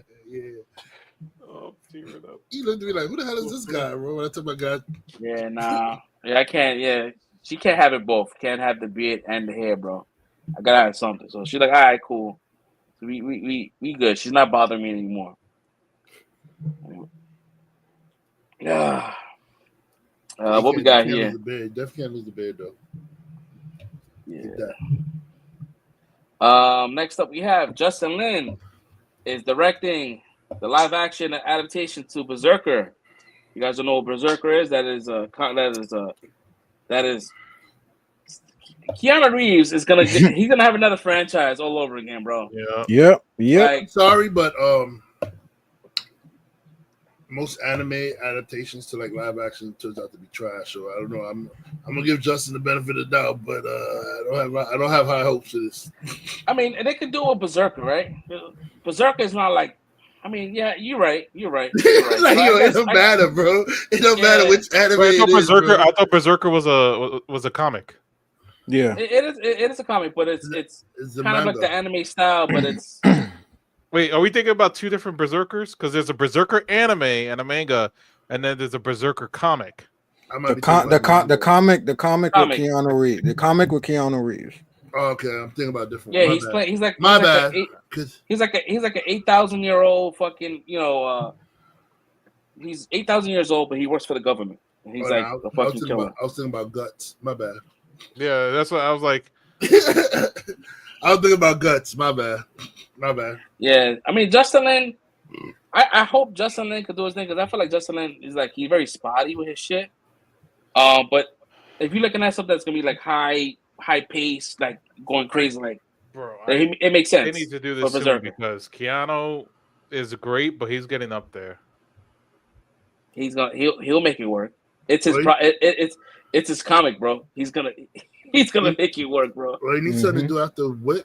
He's done with John Wick, man. Yeah. Yep. He's passing it on to the chick, the ballerina. Well, he has the next Matrix movie that's coming out. Oh God. There's I another still Matrix movie. I still ain't They watched haven't the put that last shit one, to bro. rest. Yeah, it's not gonna be the Wachowski brothers. Oh, sorry, the Wachowski sisters. My bad. They both Don't watch because I the know last it's one. siblings, not as sisters. Yep. They're sisters, yeah. Right? The ratio is crazy. Both of them. Wow. Yeah, one after the other. I think 1 year after the other, some shit like that. Yeah, but yeah, they're not a part of this this new. I don't know what they happen, but I know they're gonna I don't know if Keanu's coming back. I wouldn't after that last one. Yeah, that last movie was but. And I still ain't watch it, but I just smell the bad on the movie, bro. That's what Do yourself that favor. Just never waste your time. That's time There's you'll movies get back. I promise you. There's movies Even when you're at your lowest point, my guy, don't do it. There's movies that I've never seen that I just know are bad, bro. Like that's one of them. The Fantastic Four with Michael B. Jordan is another one. I have not seen that movie, and I will not watch that movie because I just know it's bad. Like, yo, bro, I smell it on the movie, bro. When you've been watching Matrix for the last 20 years, right? And you have this in your mind, who's the one, and then this movie takes you to a journey that shows you that Keanu is not the one, was never the one. Is like, what the fuck are we doing here? It was Agent Smith. You ready for me to blow your mind, though? What? He was never the one. Yeah, it wasn't. It was Agent Smith. Smith was. Oh shit! That shit my fucking head. So watch the first three again. Wait. Watch the first three. No. Hold on. Wait. Y'all watch the first three again. Last week I did this shit. And now you doing it again this week? No, rewatch it again. We watch the trilogy with the knowledge that Agent Smith is the one. You're gonna everything is gonna make sense to you. Yep. It's a different trilogy. Once you know that, you're like, oh shit. You want me to just give it a clues? Listen, he's the one. No. This is homework for next week. They even tell you Neo is the anomaly. They give you the clues in the movie. They tell you straight up he's the anomaly, bro. He's not the one. He's the anomaly. Yo, Smith is the one. Yeah, manipulating me and gaslighting me. See, this is why I say I would tell. Like, look, okay. One of the clues they give, right? They said the person who is the one was born of the Matrix. Exactly. Humans are not born in the Matrix. They're produced organically and connected to the Matrix. But the person who's the one is born of the Matrix. It's a program. And another clue they gave was that he would change the Matrix to look into his own image. And what did Smith do in part 3? All right, I can't see. I can't fuck with y'all. What was last week where y'all said some shit that blew my mind? I can't remember. Cause y'all did the same shit last week. We see a lot of stuff that blows your mind, so I don't know. Bro, y'all wilding, bro. But bro, even the Oracle says, she says you're not the one. The Oracle says it. She said you're not the one. All right, so Stinky, real quick, go on your computer, go on Google's, and type in who is the one in the Matrix. Google's gonna say Neo, but if you pay attention to the movie, bro, it's not Neo. So you're making your own interpretation of it's in the movie. It's in the movie, bro. They give you clues throughout the entire trilogy. It says no, the Matrix universe, Agent Smith is not considered the one. The title belongs to belongs to Neo, Thomas Anderson.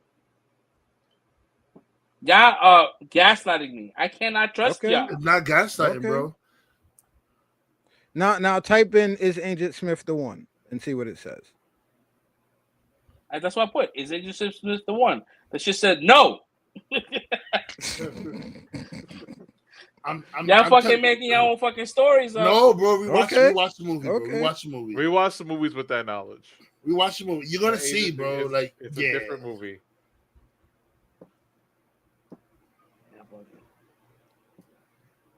He's like, I'm yo, bro. Neo's the disruptor, bro. Neo's the disruptor, bro. That's what he is. But if you watch the last movie, like you said, Neo is not the one. That Carry On Moss is the one. They never talked about Agent Smith. I'm not entertaining that last movie. That's a new version of the Matrix. I'm not entertaining that last movie. But think about it. How can he be the one if there were ones before him? He's not the one. You can't be the one if there's ones before you, bro. You're not the one. He's not the first one to be the one. The guy, the architect said it. He said, you're not the first one. Everyone who came before me made the decision to reset the Matrix.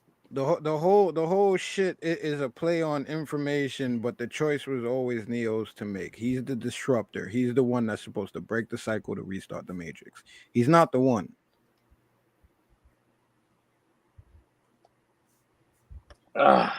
We watch it, bro. I'm telling you, we watch it. You're gonna come to that side. What you watching, bro? Y'all making your own history right now, bro. We're not, bro. I'm telling you, we watch. Y'all doing the same thing like the Johnny Lawrence shit. Like he was never the bad guy. It's one of those situations. See, I'm saying like it's the same shit. Johnny Lawrence was never the bad. I watched fucking Karate Kid 2, Karate Kid 1, and Johnny Lawrence is a fucking asshole. He's not the good guy. Yeah, he's an asshole, but he has a reason. But he was abusive. We never said that, he's the hero. We just said he's not the villain. Like if you really look at the antagonizer of the whole movie, it's LaRusso. Like first time they go on the beach, he's talking to the girl, and then LaRusso interjects himself in the conversation. And Johnny even tells him, like, you leave it, we're talking. Like, he says, leave it, we're talking. And LaRusso comes back again and starts to think. And that's what Johnny said. Okay, now you got my attention, bro. Yo, this shit is propaganda. It's not propaganda. This is crazy. You just got to rewatch Like, y'all got me thinking, like, I've been watching the show wrong. And Sarah was like, oh, he's not the one. I'm like, damn. I'm a bird when I first heard this like years ago, because this is old. This is not new. It's not. This is old as fuck. I rewatched the trilogy and I was like, "Oh shit, it's a different right. movie Yep. now." Same thing happened to me. Different. I was watching it thinking Neil was the one. Same thing. Yup. Yeah. Same thing happened to me.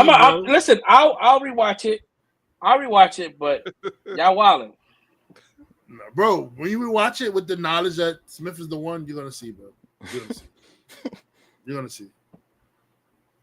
And just listen to the clues. All the clues they give out through that movie. Because a lot of people they hear the clues and they let it go right by them. You don't pay no attention to it, and that's where you mess up and you get lost thinking that Neo is the one when he's not. Because that's everything they say. People tend to follow whoever the story is following. That's whose storyline they tend to attribute things to. You got to be able to watch things holistically, and that's the same thing we're talking about Johnny Lawrence. Like you got Cobra Kai coming out, and what happens? He gives you context about what was going on. He had a fight with his girl. Imagine you had a fight with your girl, bro, and then she's like, all right, cool, whatever, I don't want to see you right now. Y'all not talking. She go to the beach with her homegirls and shit, and you like, now fuck this not talking shit. I'm gonna go there. We got to finish this because I don't want to let this stew for too long. You get there, and now you got some next nigga from Jersey over here trying to holler at your girl. It's like, yo, bro, get out of here. Like, I'm trying to talk to my girl real quick. It's facts. And then man's over here acting like he had claim to your girl forever now, bro. He just popped up out of nowhere. Yeah, it's on site from now on, bro, because you don't want to stay out of my business. I don't blame him, bro. I don't blame him. The thing is, like, what was it? All right, so going back into because I watched it like a couple of days ago, so it's somewhat fresh. So he definitely does interject himself in the situation, but it's not like he's like, yo, stop doing that. He's just picking up the radio. That's all he's doing. And he's like, yo, leave the radio there. And he's like, nah, you wild. And he steps on the shit. Like, he's just picking up the radio. He's not saying, yo, don't stop. You can't talk to her. He's just like, yo, let me get this radio. You wildin'. He try to be polite about it. Is it his radio? Did he bring the radio to the beach? It wasn't Johnny's radio either. Bro, it's like, who are you, bro? Where did you go? If I'm having a conversation, you over here trying to pick up a radio to start playing the music while I'm trying to have a conversation, bro. Word, bro, you disrespecting me right now, bro, and I'm trying to let it slide. And then it keeps on going, and then you bring some old dude out of nowhere to beat our asses out of nowhere. Like, bro, like, it just kept escalating, bro. Like, that was crazy. You got off the fight you picked. You picked that fight. And then ran away, bro. Set me up to get jumped by some old in the bathroom, smoking bro. that za. We in the bathroom smoking that za. And then here you come want to hose the whole everybody there like you can fight the whole squad. Yeah. So real quick, right? Hypothetically, right, Red, to save you in the position where you locking eyes with a shorty, right? And you want to holler at her, but you're not there just yet. You're at that same beach, same situation. You don't know who Johnny Lawrence is. You don't know her backstory, who she dated. And you see some dude pressing her and takes the fucking radio and smashes the shit. And are you not gonna say anything? If you locked eyes with shorty. My name Bennett. I ain't in it, bro. Bro, it's a radio. Self-preservation right here. It's a radio, bro. If he was like Johnny Lawrence is a victim, that's some different stuff, bro. Word up. If he was attacking her, that's a different story. But like, you go, okay, he smacked the radio on the floor and broke it. Damn, that's messed up. I see a chick from the job. Her boyfriend smacked the dog head into the door. I ain't gonna beat the dude. Okay, smack the dog head into the door. But if it's a shorty that you was like, yeah, you want to holler at, maybe you'll say something. No, that's simp shit. I'm not doing no simp shit. I'm not white knighting, bro. I don't know, bro. I mean, you're not white knighting now in your fucking 40s. Because I want to holler. The context of the story is I want to holler at her. Mm-hmm. But she's going through some shit. I don't know how she feels about me. I don't know if my feelings are reciprocated yet. Why am I throwing myself out there like that, bro? Like, hell no. No way. Yeah, but you say that now as a person that's been through the trenches. But like as a 16-year-old kid in fucking high school, you might just throw yourself in that situation because you probably want to simp. And he'd still be wrong. And I would be wrong. Yeah, I probably would, but I'll be wrong in the situation. Yeah, but but like you want to be like you're not the fucking antagonist of a fucking movie because you did that. I mean, if that's in the beginning, he was instigating a little bit, but you could let him slide for that. But once we get to like the party, and then when you get to like the rule where they can't touch each other, and the way he started antagonizing them after that, bro, like. You can no longer say, "Okay, this kid is innocent, bro." He was definitely being a dick. He was definitely being a dick, bro.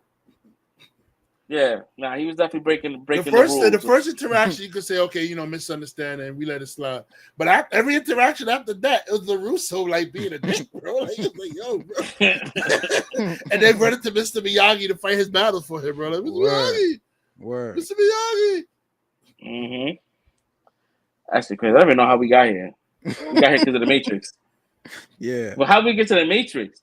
Yo, bro, this is a Daniel son was a sip before sipping was a thing. Yeah, bro. Word. Captain Saver. Yeah. And she was wrong too. Because she was playing along with the whole joint, bro. Like, and you know what? You know why I like Karate Kid too? Because Daniel got a taste of his own medicine. Chosen was giving him that work, bro. Chosen was giving him that remedy, bro. Also, this what you known for, because you just around the world trying to snatch dudes, chicks, bro. I'm here to do it to you, bro. You got this girl that you like? Yeah, I'm instigating this shit. Give me that. Do something about it. My man said we fighting to the death. I'm fighting to the death, bro. Like, how bad you want this, bro? How bad you want this? I wanted to know if Daniel had lost, what Mr. Miyagi would have went home and told his mom, bro. My man, you know how Daniel's son is caught up with the ladies. He wasn't ready for old school though. Yeah, that sounds like that should be like a clip in Family Guy. Bro, Mr. Miyagi looked at him. Daniel son, this no tournament. This real. Up,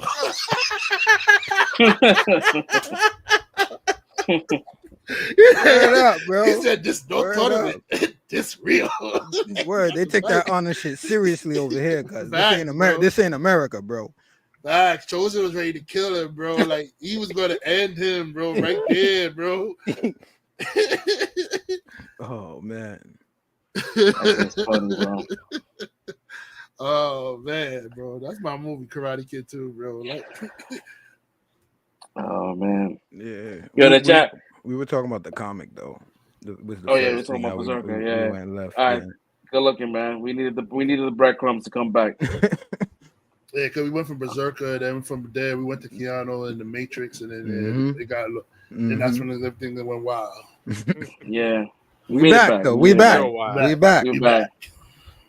Yo, did y'all peep that new trailer for fucking for the Thunderbolts? I dig it. No, I don't know why they didn't do this shit from the very beginning, right? Exactly. People that are into like composers and writers and they list like Marvel was like, all right, cool. We're gonna let you know who was involved in this movie. And crazy. Everything I seen, I didn't know about the composer. And I saw the composer, oh shit, that's a good one.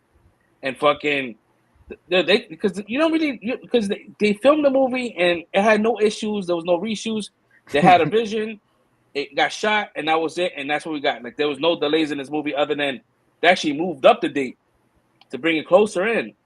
I was like, holy shit, man. They did the trailer was great. I have it right here. Let's roll it. Yeah, word. There's something wrong. Best trailer, bro. I don't mind that being my new widow, though. I really don't. Great. Word. Word.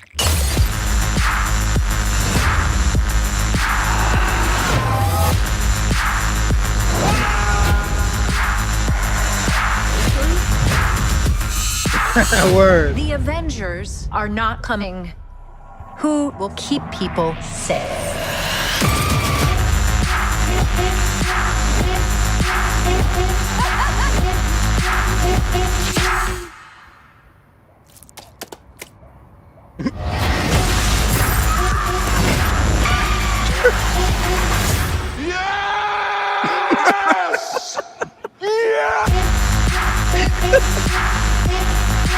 Yo, I guess Bucky doesn't win the election. Is that the same Bob, like from Deadpool? No. Okay. Nah. It's crazy because Florence Pugh she had an interview like not too long ago, and she was like, Thunderbolts was like if A24 made Thunderbolts, and I didn't really get it until when I saw the show. I'm like, oh shit, then that's what it meant, because like she was a part of that cast of Midsommar, and Midsommar was a great trippy fucking movie.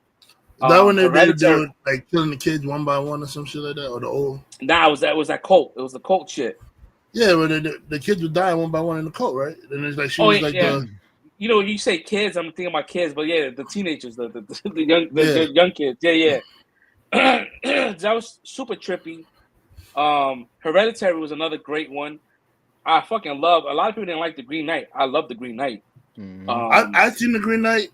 It was good, but you have to like pay attention to it. It's like it's one of those movies. You can't be doing something. You can't be distracted because you're gonna get lost, bro. If you're not paying attention, you're gonna be lost. Like, normally you can walk away from a movie and then come back and understand what's still going on.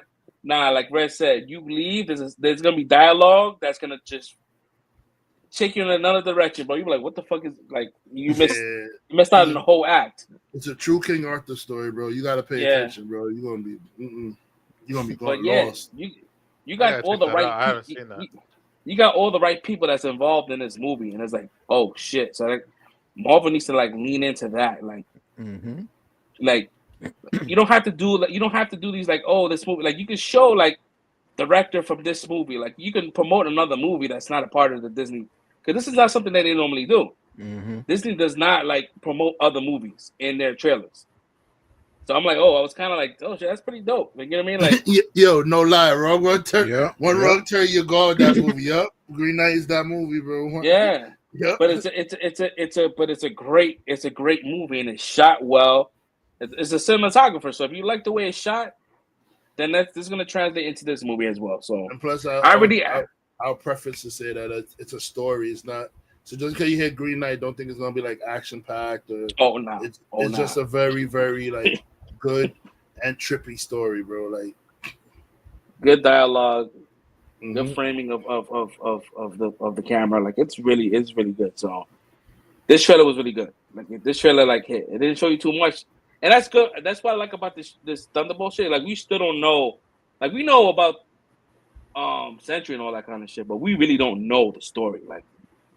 So it's not really giving us a lot other than the Void. It looks like in the Void, they're all going to go through their own kind of personal situations where they're going to see like the worst part of themselves. You know, they got to fight themselves or some shit like that. Not fight, but got to go through like Yelena. This is probably gonna go like through like Yelena's situation when the Black Widow, when her sister died, and like that rough time. She's gonna have to like face that. Then you have to deal with fucking, and it might be like, you know, it might be like a love interest with her and Sentry, which is gonna be crazy. Because if she can hone him down and keep him on the good side, because I would love to have Sentry around. Like this is, I hope this is not a one and done. I'll be pissed. Nah, they can't one and done Sentry. Once you introduce Sentry, Sentry's with Marvel, bro. Like, yeah, that's he's the Avenger. He like add him to the Avengers, bro. Like that's someone you need. You got someone like. Yeah, he's one character you can't one and done. Like once he's in the universe, he's in the universe. Like you introduce Sentry, people like Sentry, Adam Warlock, like you can't one and done those kind of like characters, bro. Like they gotta pop up somewhere. Even Eternity, they introduced Eternity in Love and Thunder. You can't have Eternity not be in any not be an entity in the movie anymore. Like once he's introduced, you gotta keep him in there some way, somehow, bro. Like so. These are like major characters. Yeah, I'll be tired as fuck. Like I can't, I gotta remove myself from this, whatever. Like I'm gonna go fuck off, and that's it. Like I would hate that. Like hitchhiking and shit, like trying to catch a ride. Like he's a nomad now. Nah, he has to be around. Like that's it. You're a part of the ensemble. That's gonna fight this bigger threat. Sentry do that. He'll disappear on your ass and like be lock himself away somewhere because you don't want to interact with the world, and then some shit is going down. And you have the heroes like, yo, we gotta find Sentry, yo. We need Sentry in this fight, bro. Like the Werewolf Hulk situation. Hulk is going crazy. It's like, yo, somebody need to go find Sentry, yo. We need Sentry here, like ASAP. Like yesterday. Do we really want Sentry? Because when we get Sentry, then we got to deal with the Void. Like it's never like. Listen, it's Russian Malay with him. The way Hulk was kicking their ass and clapping people's heads over upside their head, bro. He had Doctor Strange's hands was broken, chained up. Tony Stark was chained up. Reed Richards was chained up, and all of them had to fight to the death in Hulk Stadium, bro. He had like weapons and stuff for them to fight to the death for each other, bro. Hulk was wilding, bro. Like he beat the shit out of Black Bolt on the moon. Talk about I didn't come to hear you whisper. I came to hear you scream, bro. Like, yo, bro, they say, nah, somebody find Sentry, yo. Like, yeah. First they went and got Ghost Rider. So it's like, yo, Ghost Rider's gonna handle this shit, bro. And Ghost Rider can handle this shit. But Ghost Rider did the penance. He looked at Hulk and said, nah, he innocent, bro. We on our way. And Doctor Strange is like, oh shit. And they said, what's wrong? Why is Ghost Rider not doing nothing? He said, well, Johnny Blaze fought Hulk. Johnny Blaze lost. The spirit Ghost Rider saw Hulk's soul, and he's like, he's it's what we all feared. Hulk is innocent, so that's why Ghost Rider left us. So after that, he's like, nah, we gotta find Sentry. Somebody find that name, Nah, I love Werewolf Hulk. That's a great story, man. Werewolf Hulk. If you ever get to read that one. It's funny that you mentioned that shit because part of one of the topics. So earlier this week, I believe actually it was not. It was I believe it was Saturday. There was a concept. I forget the artist's name, but they normally do the concept art for a lot of these storyboards and a lot of these movies that's coming out. And supposedly, there was things that was uploaded to that person's account and was released. Right. So pretty much there was multiple concept arts of Doomsday. The whole entire like different scenes and all that kind of shit. I can't post it because I'm seeing that certain pages are getting taken down. Because that website that originated from is gone. This Marvel nuked it. Yeah, I heard. But I did hear it's supposed to be like Maestro Hulk. Everybody basically they fighting the evil Avengers like Maestro Hulk. It's supposed to be Captain Hydra with Captain America's Captain Hydra. Doom is of course played by this guy Robert Downey Jr. And I heard I'm hearing he's supposed to get beyond the powers in this movie, bro. Like he goes. This is the artist that the concept art it shows is God Emperor. Was it God? Yeah, Emperor he become God Emperor Doom. Yeah. So you had something like that. You had we had a new Black Panther. New Black Panther was part of the concept art. But it looks like these concept arts was based out of like Battle World, and because there's different parts. Like there was a concept art that had the Hulk, She-Hulk, and you had Scar, and it was like other Hulks in that same concept art. But I mean, it makes sense because they're going to introduce the Fantastic Four, and with them introducing the Fantastic Four, that's going to introduce Franklin Richards, and he's the one that fixes everything after the whole Battle World fiasco. Well, he fixes it to the best of his ability. So, yeah, Marvel hasn't said anything, man. But the fact that this website got nuked, that means there's some kind of legitimacy to it. Yeah. And it may not be a lot because we've seen concept arts before. Like they do it all the time, and some of them are not like they never go into fruition. Like they're just there. But there was some of them that were like that they was really scared that it will come out because I think they're filming next month for Doomsday, and which the only thing I hate is because they want to like stop the leaks that the movie's gonna be all shot in the studio. I'm like, oh man, I hate that. I hate when shit is shot in the studio because I can see it, especially if it's rushed. Then you can just tell like shit is a green screen, and I will hate it. It just makes the film feel dead. You can see that kind of like feathery shit over the, just like outlines and shit. I think they filmed the first Avengers in the studio though. I think because you could tell. you could fucking tell.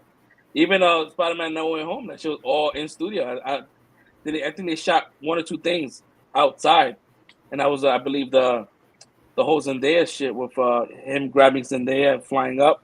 That was the only thing they shot that was on location. Everything else was on the soundstage.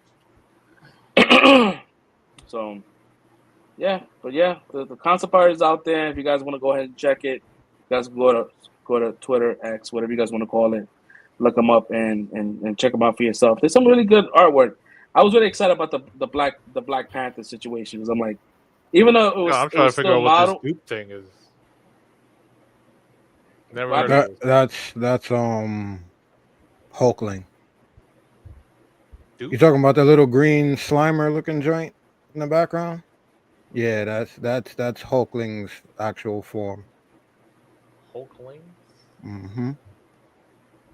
Yeah. So let's see, man. Wiccan's boyfriend. Prince of the Crown Prince of the Kree. Yeah, he's like a hybrid, right?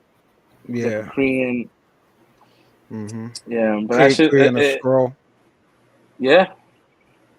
I'm excited, man. I'm excited, but let's see. We don't. What else we got here? So we got some casting news here for the Harry Potter TV series. We got Papa Asado is being cast as Sirius Snape. I think I don't think I've watched. I don't think I've seen him in anything. Let me see, Papa. So he. God bless him, because we already know what's coming. Yeah, 100%. I think the last thing he came out with was the Lazarus Project. He had something called May I Destroy You, Gangs of London, Outrun. So I mean, he doesn't have that many under his belt. So he's like, I guess they wanted to get somebody that's like, young and can kind of like run this character for the next 10 years.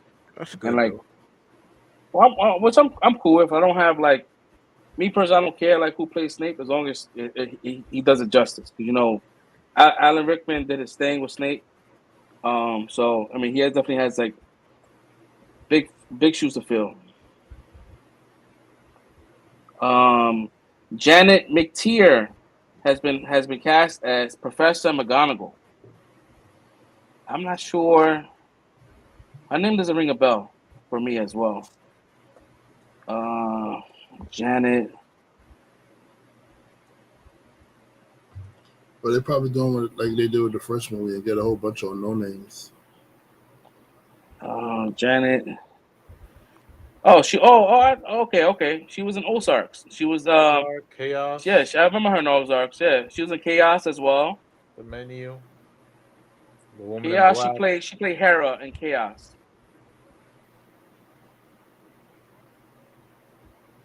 She was in The Menu. Old Man. All right, so I think I've seen one. I didn't see Chaos, but I did see the Ozarks. I remember her in Ozarks. So yeah, she's playing McGonagall. But like I think Red said, like they're getting actors that can run these characters for the next 10 years and just like not really no name, but just not crazy. Like you don't want to get nobody that has like Oscar nominated shit because you have to pay this fucking person like $1 million per episode and shit like that. So I don't think they want to do that. Yeah. It's probably the smarter thing. Let's see here. So we have Oswald, the Lucky Rabbit TV series from Jon Favreau in the works at Disney Plus. I'm not really familiar with Oswald, the Lucky Rabbit. You know who that shit is, man? That was the character before Mickey. Before Mickey there was Oswald. So was it Steamboat and then him, or who came first? Oswald was made first, and then Mickey came after Oswald. Oswald's the older brother. That's what they called Oswald Mickey's brother because he was the first creation of Roy, and then Mickey came after. So I guess they coming back. I guess they doing a Disney Plus show that's starring him, and it's Jon Favreau. So Jon Favreau don't really hit. So let's see. This is something that's just been announced. So not too much information is out. All right, that's pretty much it for our topics. So I guess we can get into our reviews. Like I said before, early on at the beginning of the episode, this might be a short episode. I'm not caught up with Invincible, but if you guys want to talk about it, you guys could. I really don't care because I think the last season kind of was like kind of meh to me. I don't know. Am I bugging? Like, do I feel like the animation has been kind of like trash this season? I haven't noticed.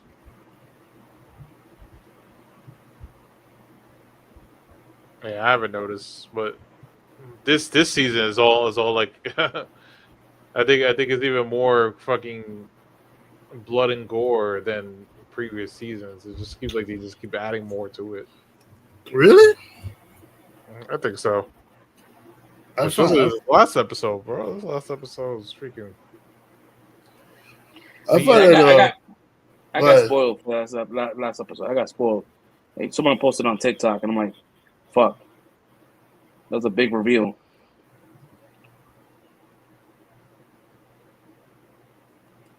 I don't know, but this one I feel like, and maybe other people might feel the same way I do, is like, you waited so long. Like, you watched your first Daredevil, like, you waited so long to see him become, like, Daredevil, and then you only get it for, like, briefly in the first episode, and then the second episode there's no Daredevil at all. There's not even. They talk about Invincible. Oh, I didn't watch Invincible, so y'all know with that one. Go ahead. Oh no, I haven't. Nah, we're not gonna talk about because I haven't seen it yet. So I was just trying to like see. When you said review, I was a review. I thought we talking about Daredevil. My bad. No, we can go to Daredevil because that's what we all. I think we all watched it. So that's what we're here for. That's pretty much the bread and butter right now for this topic. Well, yeah, Daredevil. So Daredevil dropped on Tuesday night at 9:00. They gave it. They blessed us with 2 episodes. I'm glad they did because it was you needed to, right? As we know, Daredevil was shot. I believe they were halfway through, and with the whole writer strike and everything that happened, they changed the whole process and how showrunners are done, and pretty much they looked at the footage that was shot and was like, nah, we don't like it, so let's go back and reshoot the whole entire season 1. So they reshot it, but they kept certain episodes from the original shot, right?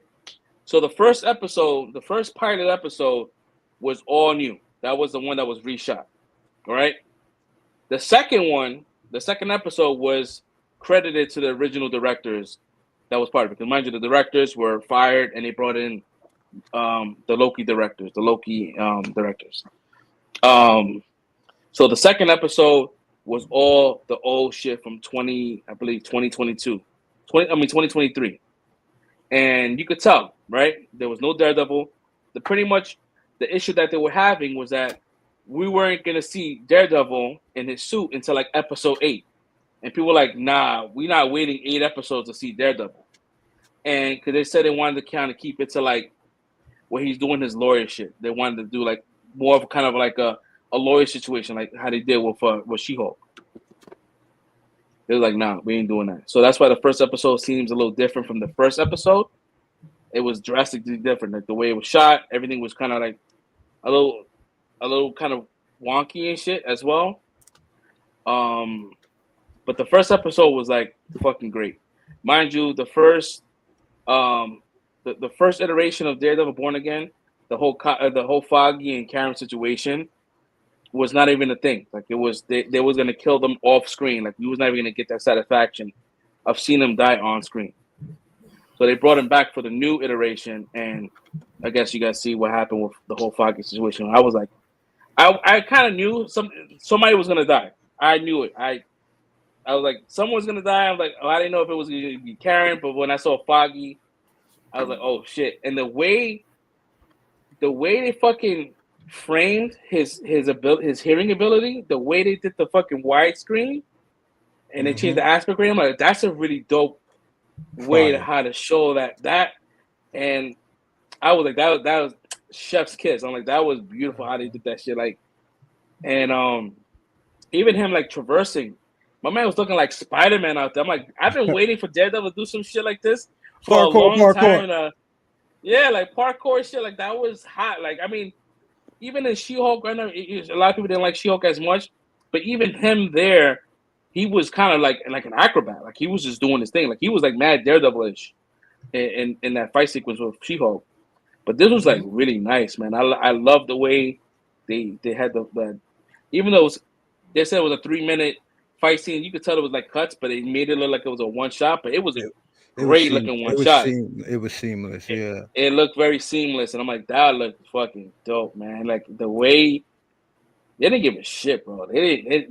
Disney did not hold back. It was like, just do your thing, make it better, make it better, because we got to make sure that they get to see Daredevil before he goes into like this whole hermit situation, which I don't think that's gonna last too long. Because after the second episode, I'm like, this motherfucker's back, and like Punisher said, he's like, yo, you just one bad situation away to be like me. You just like, I'll never be like you looking for permission, Red? Yeah, like yo, like he wasn't wrong, bro. Like he only took one bad day to be him. Yeah, and it was dope. But I like what they did here. Condolences to the family. I know that one of the actor that plays White Tiger, he passed away in 2023. Yeah. So, but we kind of got the gist. Like the gist when they announced Daredevil Born Again, I think the synopsis got leaked and they said that it was gonna be based on like a lot of like corrupt cops and corrupt police and shit like that. So like this is kind of like, you could tell that's happening. You see all the corrupt cops rocking the fucking Punisher insignia. I was like, oh shit, they really like it's about to get good. It's about to be crazy because they were like, yo, like he's gonna like, yo, you know, you got these cops running around thinking they're you. And the fact that this White Tiger situation and they looking at him as a cop killer, they're gonna want to body him. You know what I mean? And you got his sister, which I think his sister is probably the most. She's the more recognizable White Tiger, right? Yeah, is the sister. So I guess that's what they kind of like leaning towards. I don't think he's gonna last too long. But yeah, man, this episode, I was excited, man. I mean, there was like some issues that I had with the show itself, but mind you, like, it's only 2 episodes in. The Rotten Tomato score, I believe, Daredevil sitting at an 82% or something like that. But that's only based on 2 episodes, versus like Netflix had all the episodes come out at once, so they was able to gauge everything all at once and give it a final score, which is not the same with this Disney Plus. You're only doing it with 2 episodes. That the rest of the episodes hasn't been released. I know there's certain people that seen them all, and they said it was crazy. So I'm sure by the time we get to episode, I believe it's 8 episodes or 9 episodes this season, I'm sure that number's gonna go up. I hope it does. How do you guys feel about this Daredevil Born Again? You guys excited? Satisfied? I'm hella excited about this show. Fresh Prince, you Soulbreak is already done. That was his review.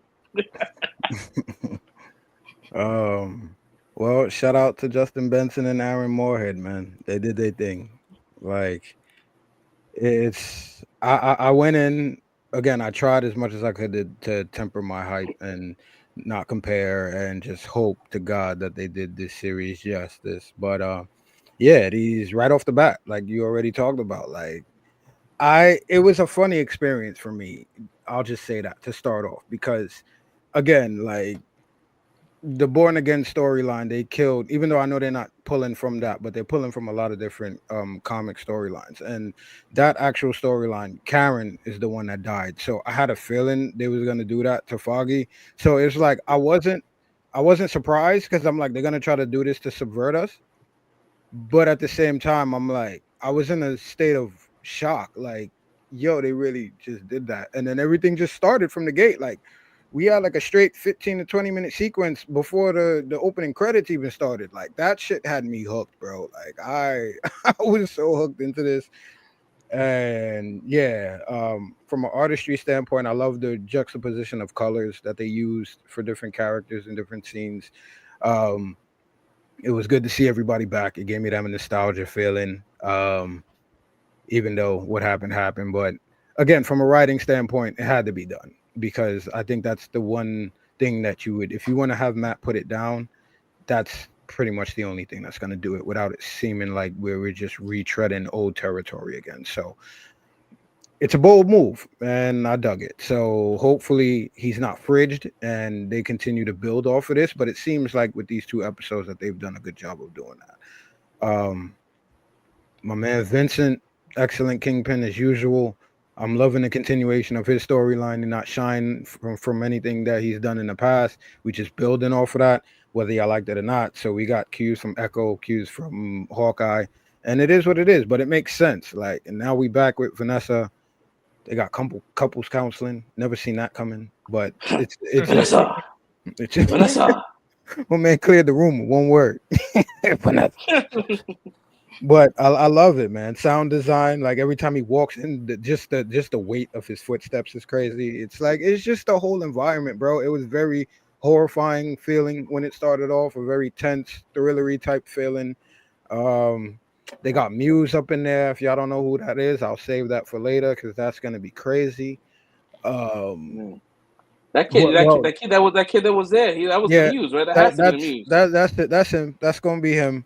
But again, for people that don't know who that character is or what he does, like we in for an interesting ride, and I hope they do it justice, because if they do, that's going to continue that feeling that I was just talking about of this thrilling, suspenseful, like almost horror type vibe. They picked the right character, so hopefully they lean into that. He's the actor that was in the Wednesday show. He was the bad guy there. I'm like, oh shit. And the Muse is pretty much like they never like discussed his identity. He was always like considered like masked. No one ever knew who he was. So Muse is pretty much just like a fucking crazy version of Banksy, right? Where this guy uses basically.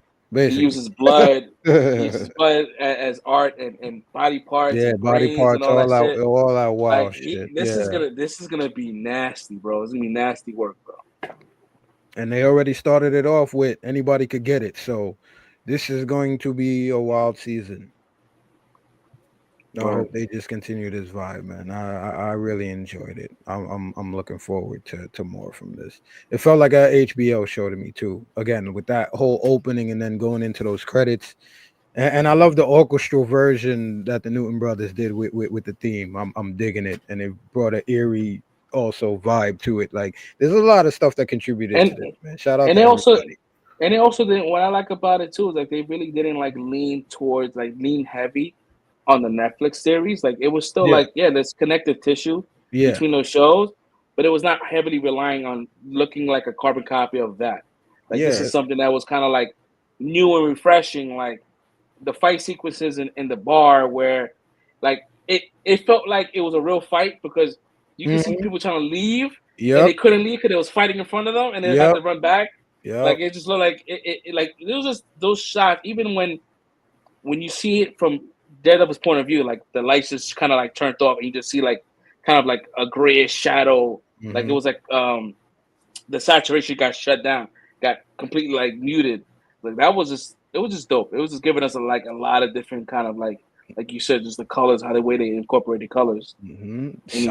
Sound design, like you said, with his abilities, that was crazy. The anamorphic lenses and the dolly poles and yo, that shit, that was weird, bro. Because it felt so refreshing, bro. And this is what I want to see from things like this, like projects like this. It's like do something new, but at the same time, like you said, it's connective tissue, and it feels like when you read comic books back in the days, or even if you still do now, it's like when you have a character in a run and then a different writer and a different artist take over, but it's still the same vibe. It's still continuing from the same story. It's just kind of refreshed by different hands touching it. And that's how this felt to me. Like I really appreciated this. I'm glad they went. I'm glad they went in this direction because based on like the previous iteration, like this show wasn't going to be not even tied to the Netflix series. It was kind of going to be its own thing. Everything that you remembered from the Netflix, just forget about it. None of that mattered. So like the fact that they brought these these guys in to reshoot a couple of things, they definitely stylized. Like come on, like the fucking that shit wasn't hard when the fucking mask falls. And it goes into transition the to the intro, fucking, bro. Come like, on, bro. Oh shit! And then coming from like coming from the show, they could have went the easy route and gave us the same exact intro from the first one. We would have all loved it. But nah, they gave us something different, and with the cracks and justice, like that shit was everything, bro. And then everything kind of being reassembled to being born again, like that shit was crazy, fire. That shit was that shit was fire, bro. Like that shit was a really good introduction to this new kind of Disney-fied Daredevil, which I'm glad they mentioned other characters, like they mentioned Spider-Man. I like that. Wicked. You know what I mean? Like from the Kingpin, nonetheless. Like Vincent D'Onofrio is trying to try his best to be in the same room as Spider-Man, bro. He's been talking about this for years. Give this man a cameo, bro. He needs to be. Man. Bullseye was wild, and I don't know if you really went into. Did you go into the fight? I'm sorry, I had to step away. No, not really. So that dude was wilding too, and people don't realize how like psychotic Bullseye is either as like a villain, bro. Like he's low level, but this dude is a problem, bro. Like the way he was taking out just bystanders, bro, and there was mad cops in there. This dude was just offing people, bro. Yo, he wasn't even trying with that shit. He was just throwing like small blades over his shoulders and shit. Crazy, bro. Like, caught the Asian chick with two of them to the face, bro. Heat. The dude on the steps. Then he punched Shorty up the steps. Like, bro. He was just wilding, bro. Like, and then picked up her groceries and threw it at Daredevil, bro. This dude is a menace to society, cuz. He hit Shorty, tried to hit him with the pool stick. He caught her with the cue ball off the ricochet, bro. The other chick was just scared bystander, caught her too, bro. This dude has no mercy, bro. Everybody can get it. Like we never got that in the Netflix series because it was like it was very limited, right? What they could do. But this one here, even if this was like the only episode we get Bullseye in, they gave us the most Bullseye can be. Like it was like this guy cannot miss, right? He just crazy. My man Matt had like 17 knives in his chest, like he just kept hitting him. Like yo, and I love the way that Matt was able to kind of like hone in just the conversation between Karen and Foggy. Oh my god! Like he was just checking in, like it was like a cell phone call, like he was just keeping tabs as he's fighting. No, but they used his heartbeat as the soundtrack to that whole fucking. I'm like, nah, what are they doing to me right now? That shit was hurting, bro. Like he's fighting, he's listening to to Foggy's heartbeat the whole time, making sure that he's gonna be okay. They're gonna bring Foggy back, bro. Nah, and then he just I dropped think this man off the top of the roof. He's already confirmed. He's already confirmed to be in season 2. Yeah. Probably as a memory. Yeah. Nah, bro, they're not gonna do that shit. They're gonna bring him back, bro. He came back in the comics, bro. He came back once, but he came back because of Daredevil. But I mean, he'll come back again, bro. Born Again might be other things, bro. True. Might be more than Daredevil. That means we're bringing the hand up in this bitch or something. That means the hand, you know what I mean? They brought Homie back to life. He couldn't die. You have to cut his head off. That's the only time. This dude Bullseye won't die either, though. That shit. How you get thrown off a roof like that, bro? I thought he was done, bro. He was done. He just said, ugh. The way he threw him, like, that's how we all felt. Yeah, that was real. That was real. That was like, real. throw him off. That was real. Fuck that. He looked at him and said, "Why?" And just said, once he heard the heartbeat just kind of like go flat, he was like, "Nah, fuck it." And like Karen looked behind. This is the second time that Karen had just get shot. Like someone shot and then blood falls, like splashes in the face. Like, yeah, she's always in the radius, bro. She stays in the splash radius for some reason, bro. I don't know, man. Red, you here, man? I know he had some thoughts in regards to Daredevil. I don't know. I don't know if he's up. Do you have to do the prime code? Right. Hit him with the prime code, bro. Cisgendered woke feminism.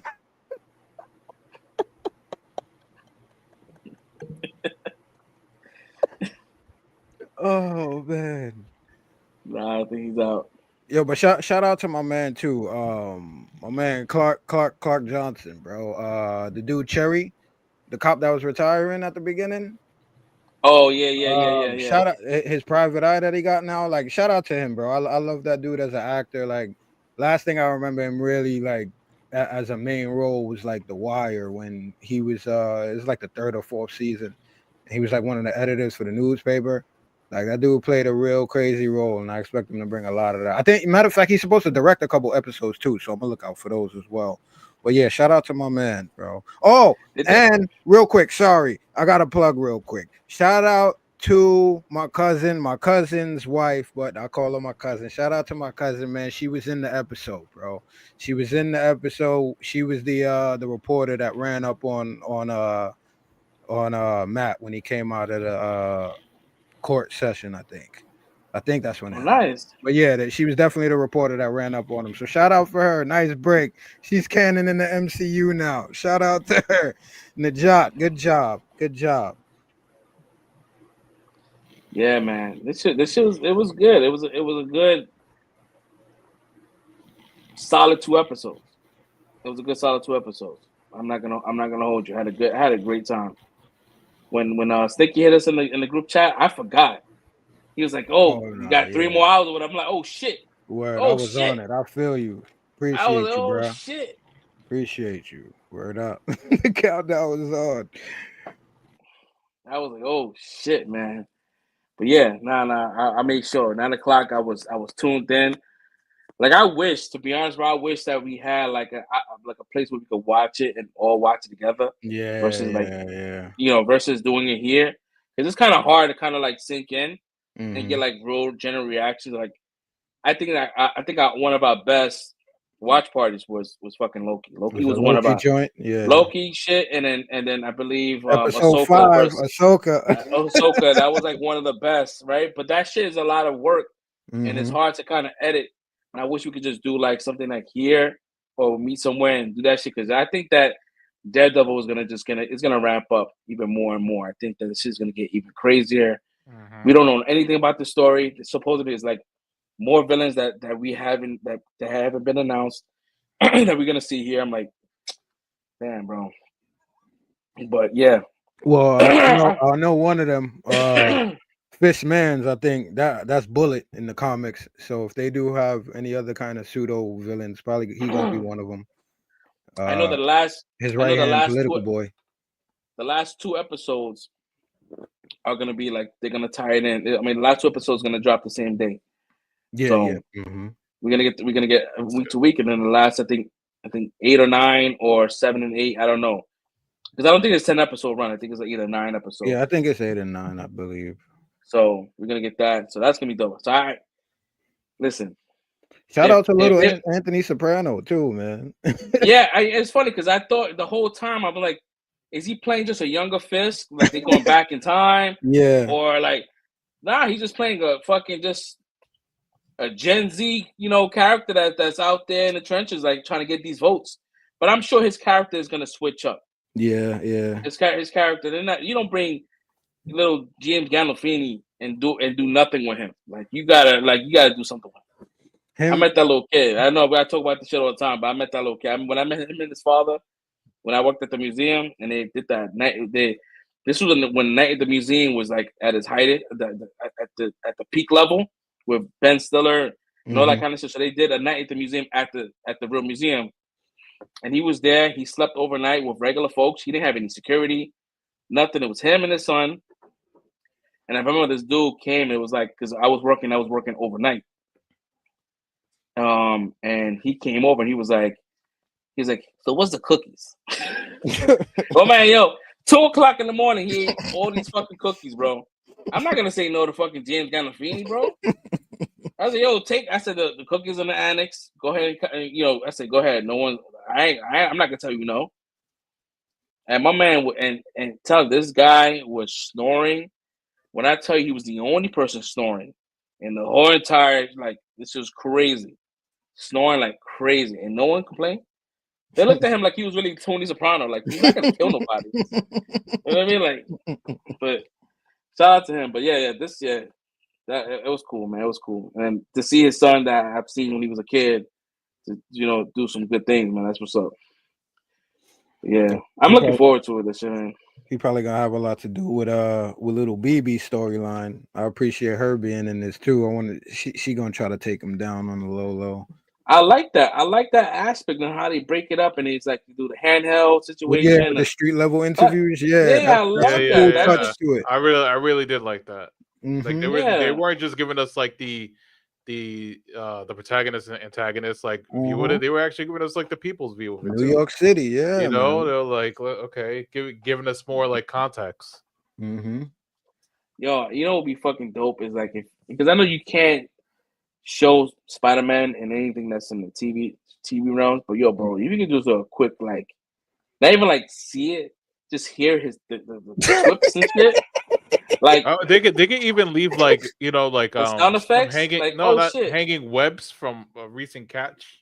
You could do shit like that because this is like they're in the trenches, right? And they're in New York. They're not in Hell's Kitchen anymore. They're everywhere. But yeah, man, I like, and they also like they didn't mention Luke Cage, but they mentioned his bar. I was just thinking about that too. I was so he's still there. My man is canon. Let's get it.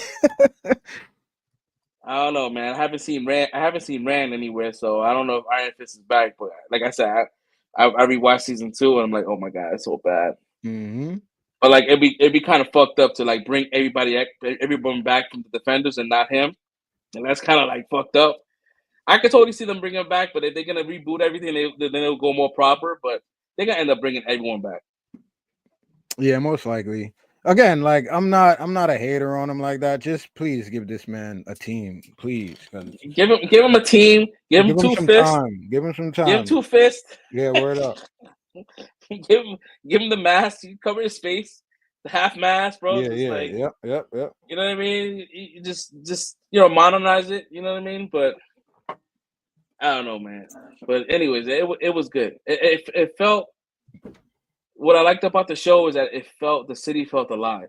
Yes, because you could tell it's shot on location, so you could tell there was certain points where you could tell it looked like a soundstage, like the whole roof sequence and shit like that. Mm-hmm. That looks a little fake, but everything else looked real. You know what I mean? Mm-hmm. It was. So it felt like there was the life in these shots, which I love. I could see it. Those were the first like leaked photos we got because they was filming out here, and I was shocked that they started there too. I'm like, oh, we fresh out the gate, like right here. Yeah, because it was part. It was the reshoots. The reshoots they didn't give a fuck. They didn't care about the leak. They was like, it's not really leaking anything. You know what I mean? Yeah. But yeah, that whole fight sequence was like everything we needed, bro. And I'm glad that we got this, man. I would have been so mad if we didn't see Daredevil for 8 episodes. Like that's crazy. That would have been wild. Like, yeah, I could get down with the whole like Matlock situation when you just want to like solve crimes and do all the. I get that, and we got that with season 2. I mean, we got that with episode 2. Like that was the tone of of Daredevil, the original one. Yeah, but at least we got this first now. We got this first, and it looks like they're gonna just be mismatching certain things they wanted to keep, like certain story beats, that they're gonna keep from the first iteration to the new one.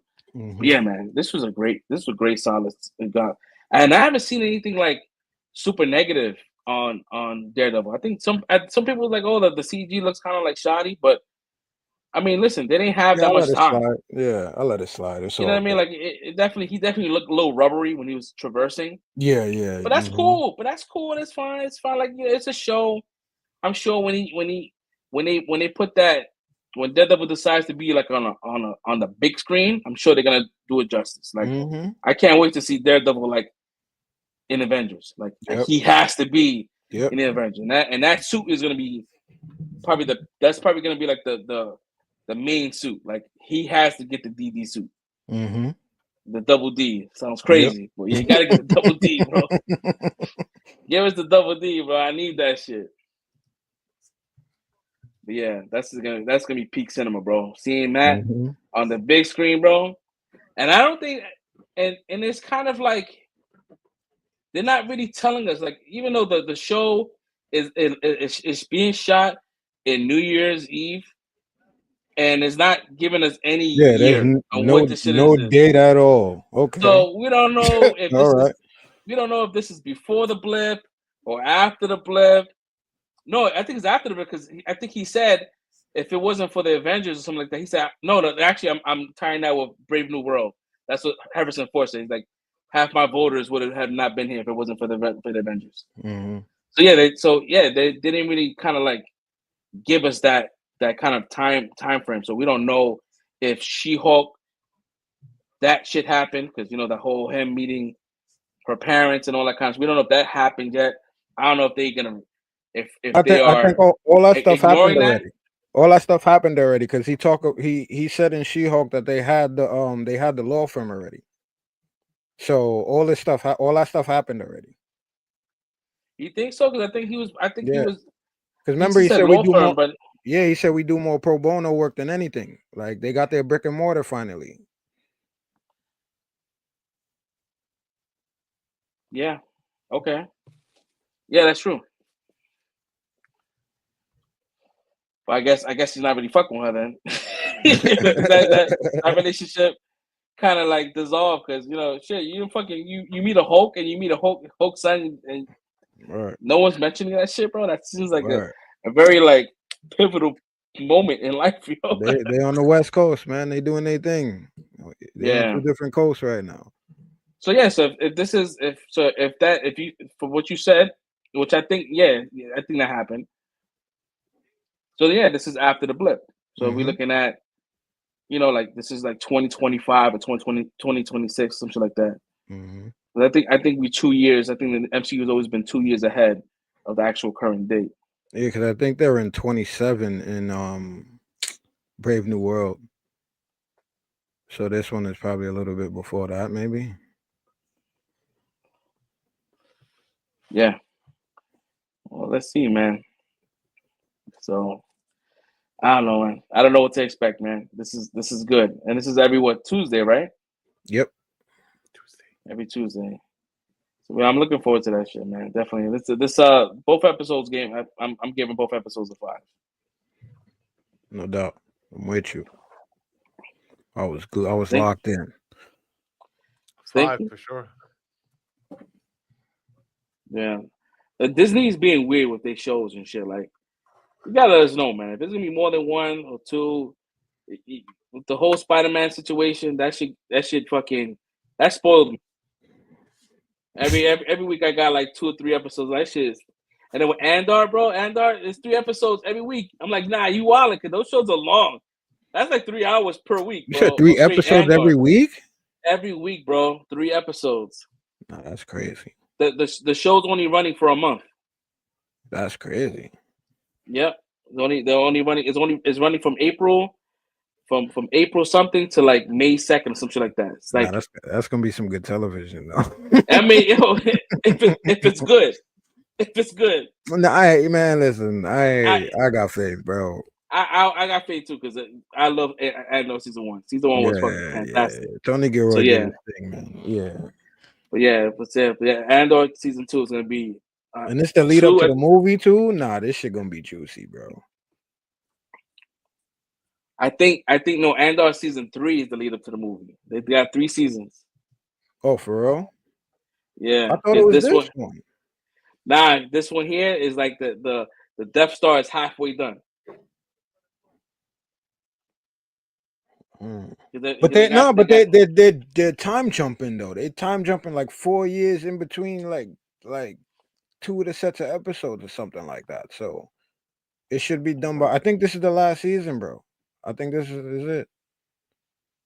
I believe the end of this goes into the movie. I think so too. Yeah, maybe because I remember they talked about 3 seasons. Maybe they decided to scrap it and just bundle it up with season 2, and just. I think so, because if you're talking about 3 episodes a week, like they had to do it like that. But yeah, I think that should be some good television though. Yo, Red, you here with us, bro? Wagwan, brother. Yes, sir, bro. We was talking about Daredevil, man. You saying that you had some issues. What was going with what's your thoughts on this? Issue is more like they took too you waited like a whole season 1. You waited a whole season for him to see him in the Daredevil suit, because the whole time he's in like the dude in black. Then you go back now, it's like we waited years. First we waited years for Daredevil to come back, and then we get Daredevil, and it's like you get him briefly in the first episode, and after that he's not Daredevil no more. It's like, and then there's no more Daredevil. So it's like I got a little annoyed that the fact that we're back with him not being in the suit. And so I mean the story's good. Don't get me wrong, the story's real good. I do like the Born Again story, but it's like I want some Daredevil, man. I waited man long for this shit. You know what? Man. You know what? And I agree with you, because like you said, if you're going back into right now you diving right back into season 1. He's never stayed in the suit for more than a whole season. It's always he loses the suit, someone else has the suit, I gave him the suit. It's there's always an issue with the suit. So I get what you're saying. So it's frustrating to see that, but yeah, I'm sure he's gonna get back in that suit very soon, bro. I don't think it's gonna take too long, bro. I mean, they do show a clip where he has more on. They showed the yellow one that he had for She-Hulk, and I think I saw a silver one in there too. So he has more than one suit. Yeah, 4 suits. Yeah, they got the black one too. The black, if he does, my man, I'll lose my shit, bro. Now, if they do the Shadowland suit, I'm losing it, bro. If they do the all black suit, bro, I'm losing my shit. Even the black and silver shit, I'll lose my shit. But the black shit, nah, bro. If they do that, peak. People are complaining. Now I remember what people complain about. They're like, "Oh man, it's too dark." I'm like, "Y'all just throwing yourself out there. Y'all got some garbage ass TVs that can't project blacks, bro." You the same people that complain about the Game of Thrones episodes of being too dark. I'm like, gotta get that OLED, baby. Gotta get that OLED or something that has good black levels, because Daredevil, that if you have a shitty TV, I tell you one thing, bro. That first fight sequence is gonna be rough. That's just all dark, bro. That's just gonna be all dark, bro. Word. And there's a lot of action going on too. You're gonna miss everything in the smoke. Yeah, and I'm sure it's gonna be a lot more darker episodes. I don't think this is it. Mm-hmm. So buckle up. Get that OLED Yo, get yourself a little gaming laptop or gaming monitor, bro. Like a little small joint, so you can see some actual fights, man. Yeah, but this shit's crazy. Red, what's your rating? Oh, here we go. I'll give it like maybe. He likes it. He likes it. It wasn't bad, but I just feel like I want more. I want some more Daredevil in it. But I mean, the overall story was good. So 4.5. Yeah. Cause it wasn't like great. But, You know what is? You know what it is? If you have to like reacclimate ourselves from not getting Daredevil all like a binge situation. Like this is the first time we have to stop. Like there's there's breathing time. So there's a run. You know what I mean? Like if this shit would have all been dropped first day, bro. I would have seen every episode. Already. Yeah, I'd have been done already. I would show the day one. I want it to last. I want it to last, so I'm not mad. Yeah, I'm kind of glad we kind of able to kind of space it out because it gives us time to process it and talk about it on the show. So, yeah, man. So that's pretty much it, man. I think we gone through all the topics. I was gonna say one thing. Karen Page was getting on my nerve in this one, bro. Like, yo, she's going through trauma, bro. Bro, like trauma. My thing is that okay, I understand you going through trauma, but Matt is going through trauma too. Like, you don't think you don't think he cares about Foggy just like the same way you do?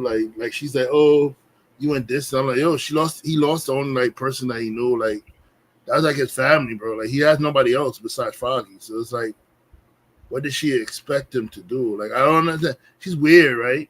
And then even when like he's trying to talk to her, and I don't think she's acting all cold and like, oh, now you want to talk to us? I'm like, bro, like, what is the issue, yo? Like, you already know what it was. You know how he feels about like Foggy and like stuff like that. So he lost his only brother like in life, and like he like you want him to like just be there for your feelings and your needs. Like no, he's going through his own hurt, bro. Like, yeah, you hurt too, but like your hurt is less than his because he knew Foggy since he was a kid. You just met them as adults. You know what I'm saying? So it's like.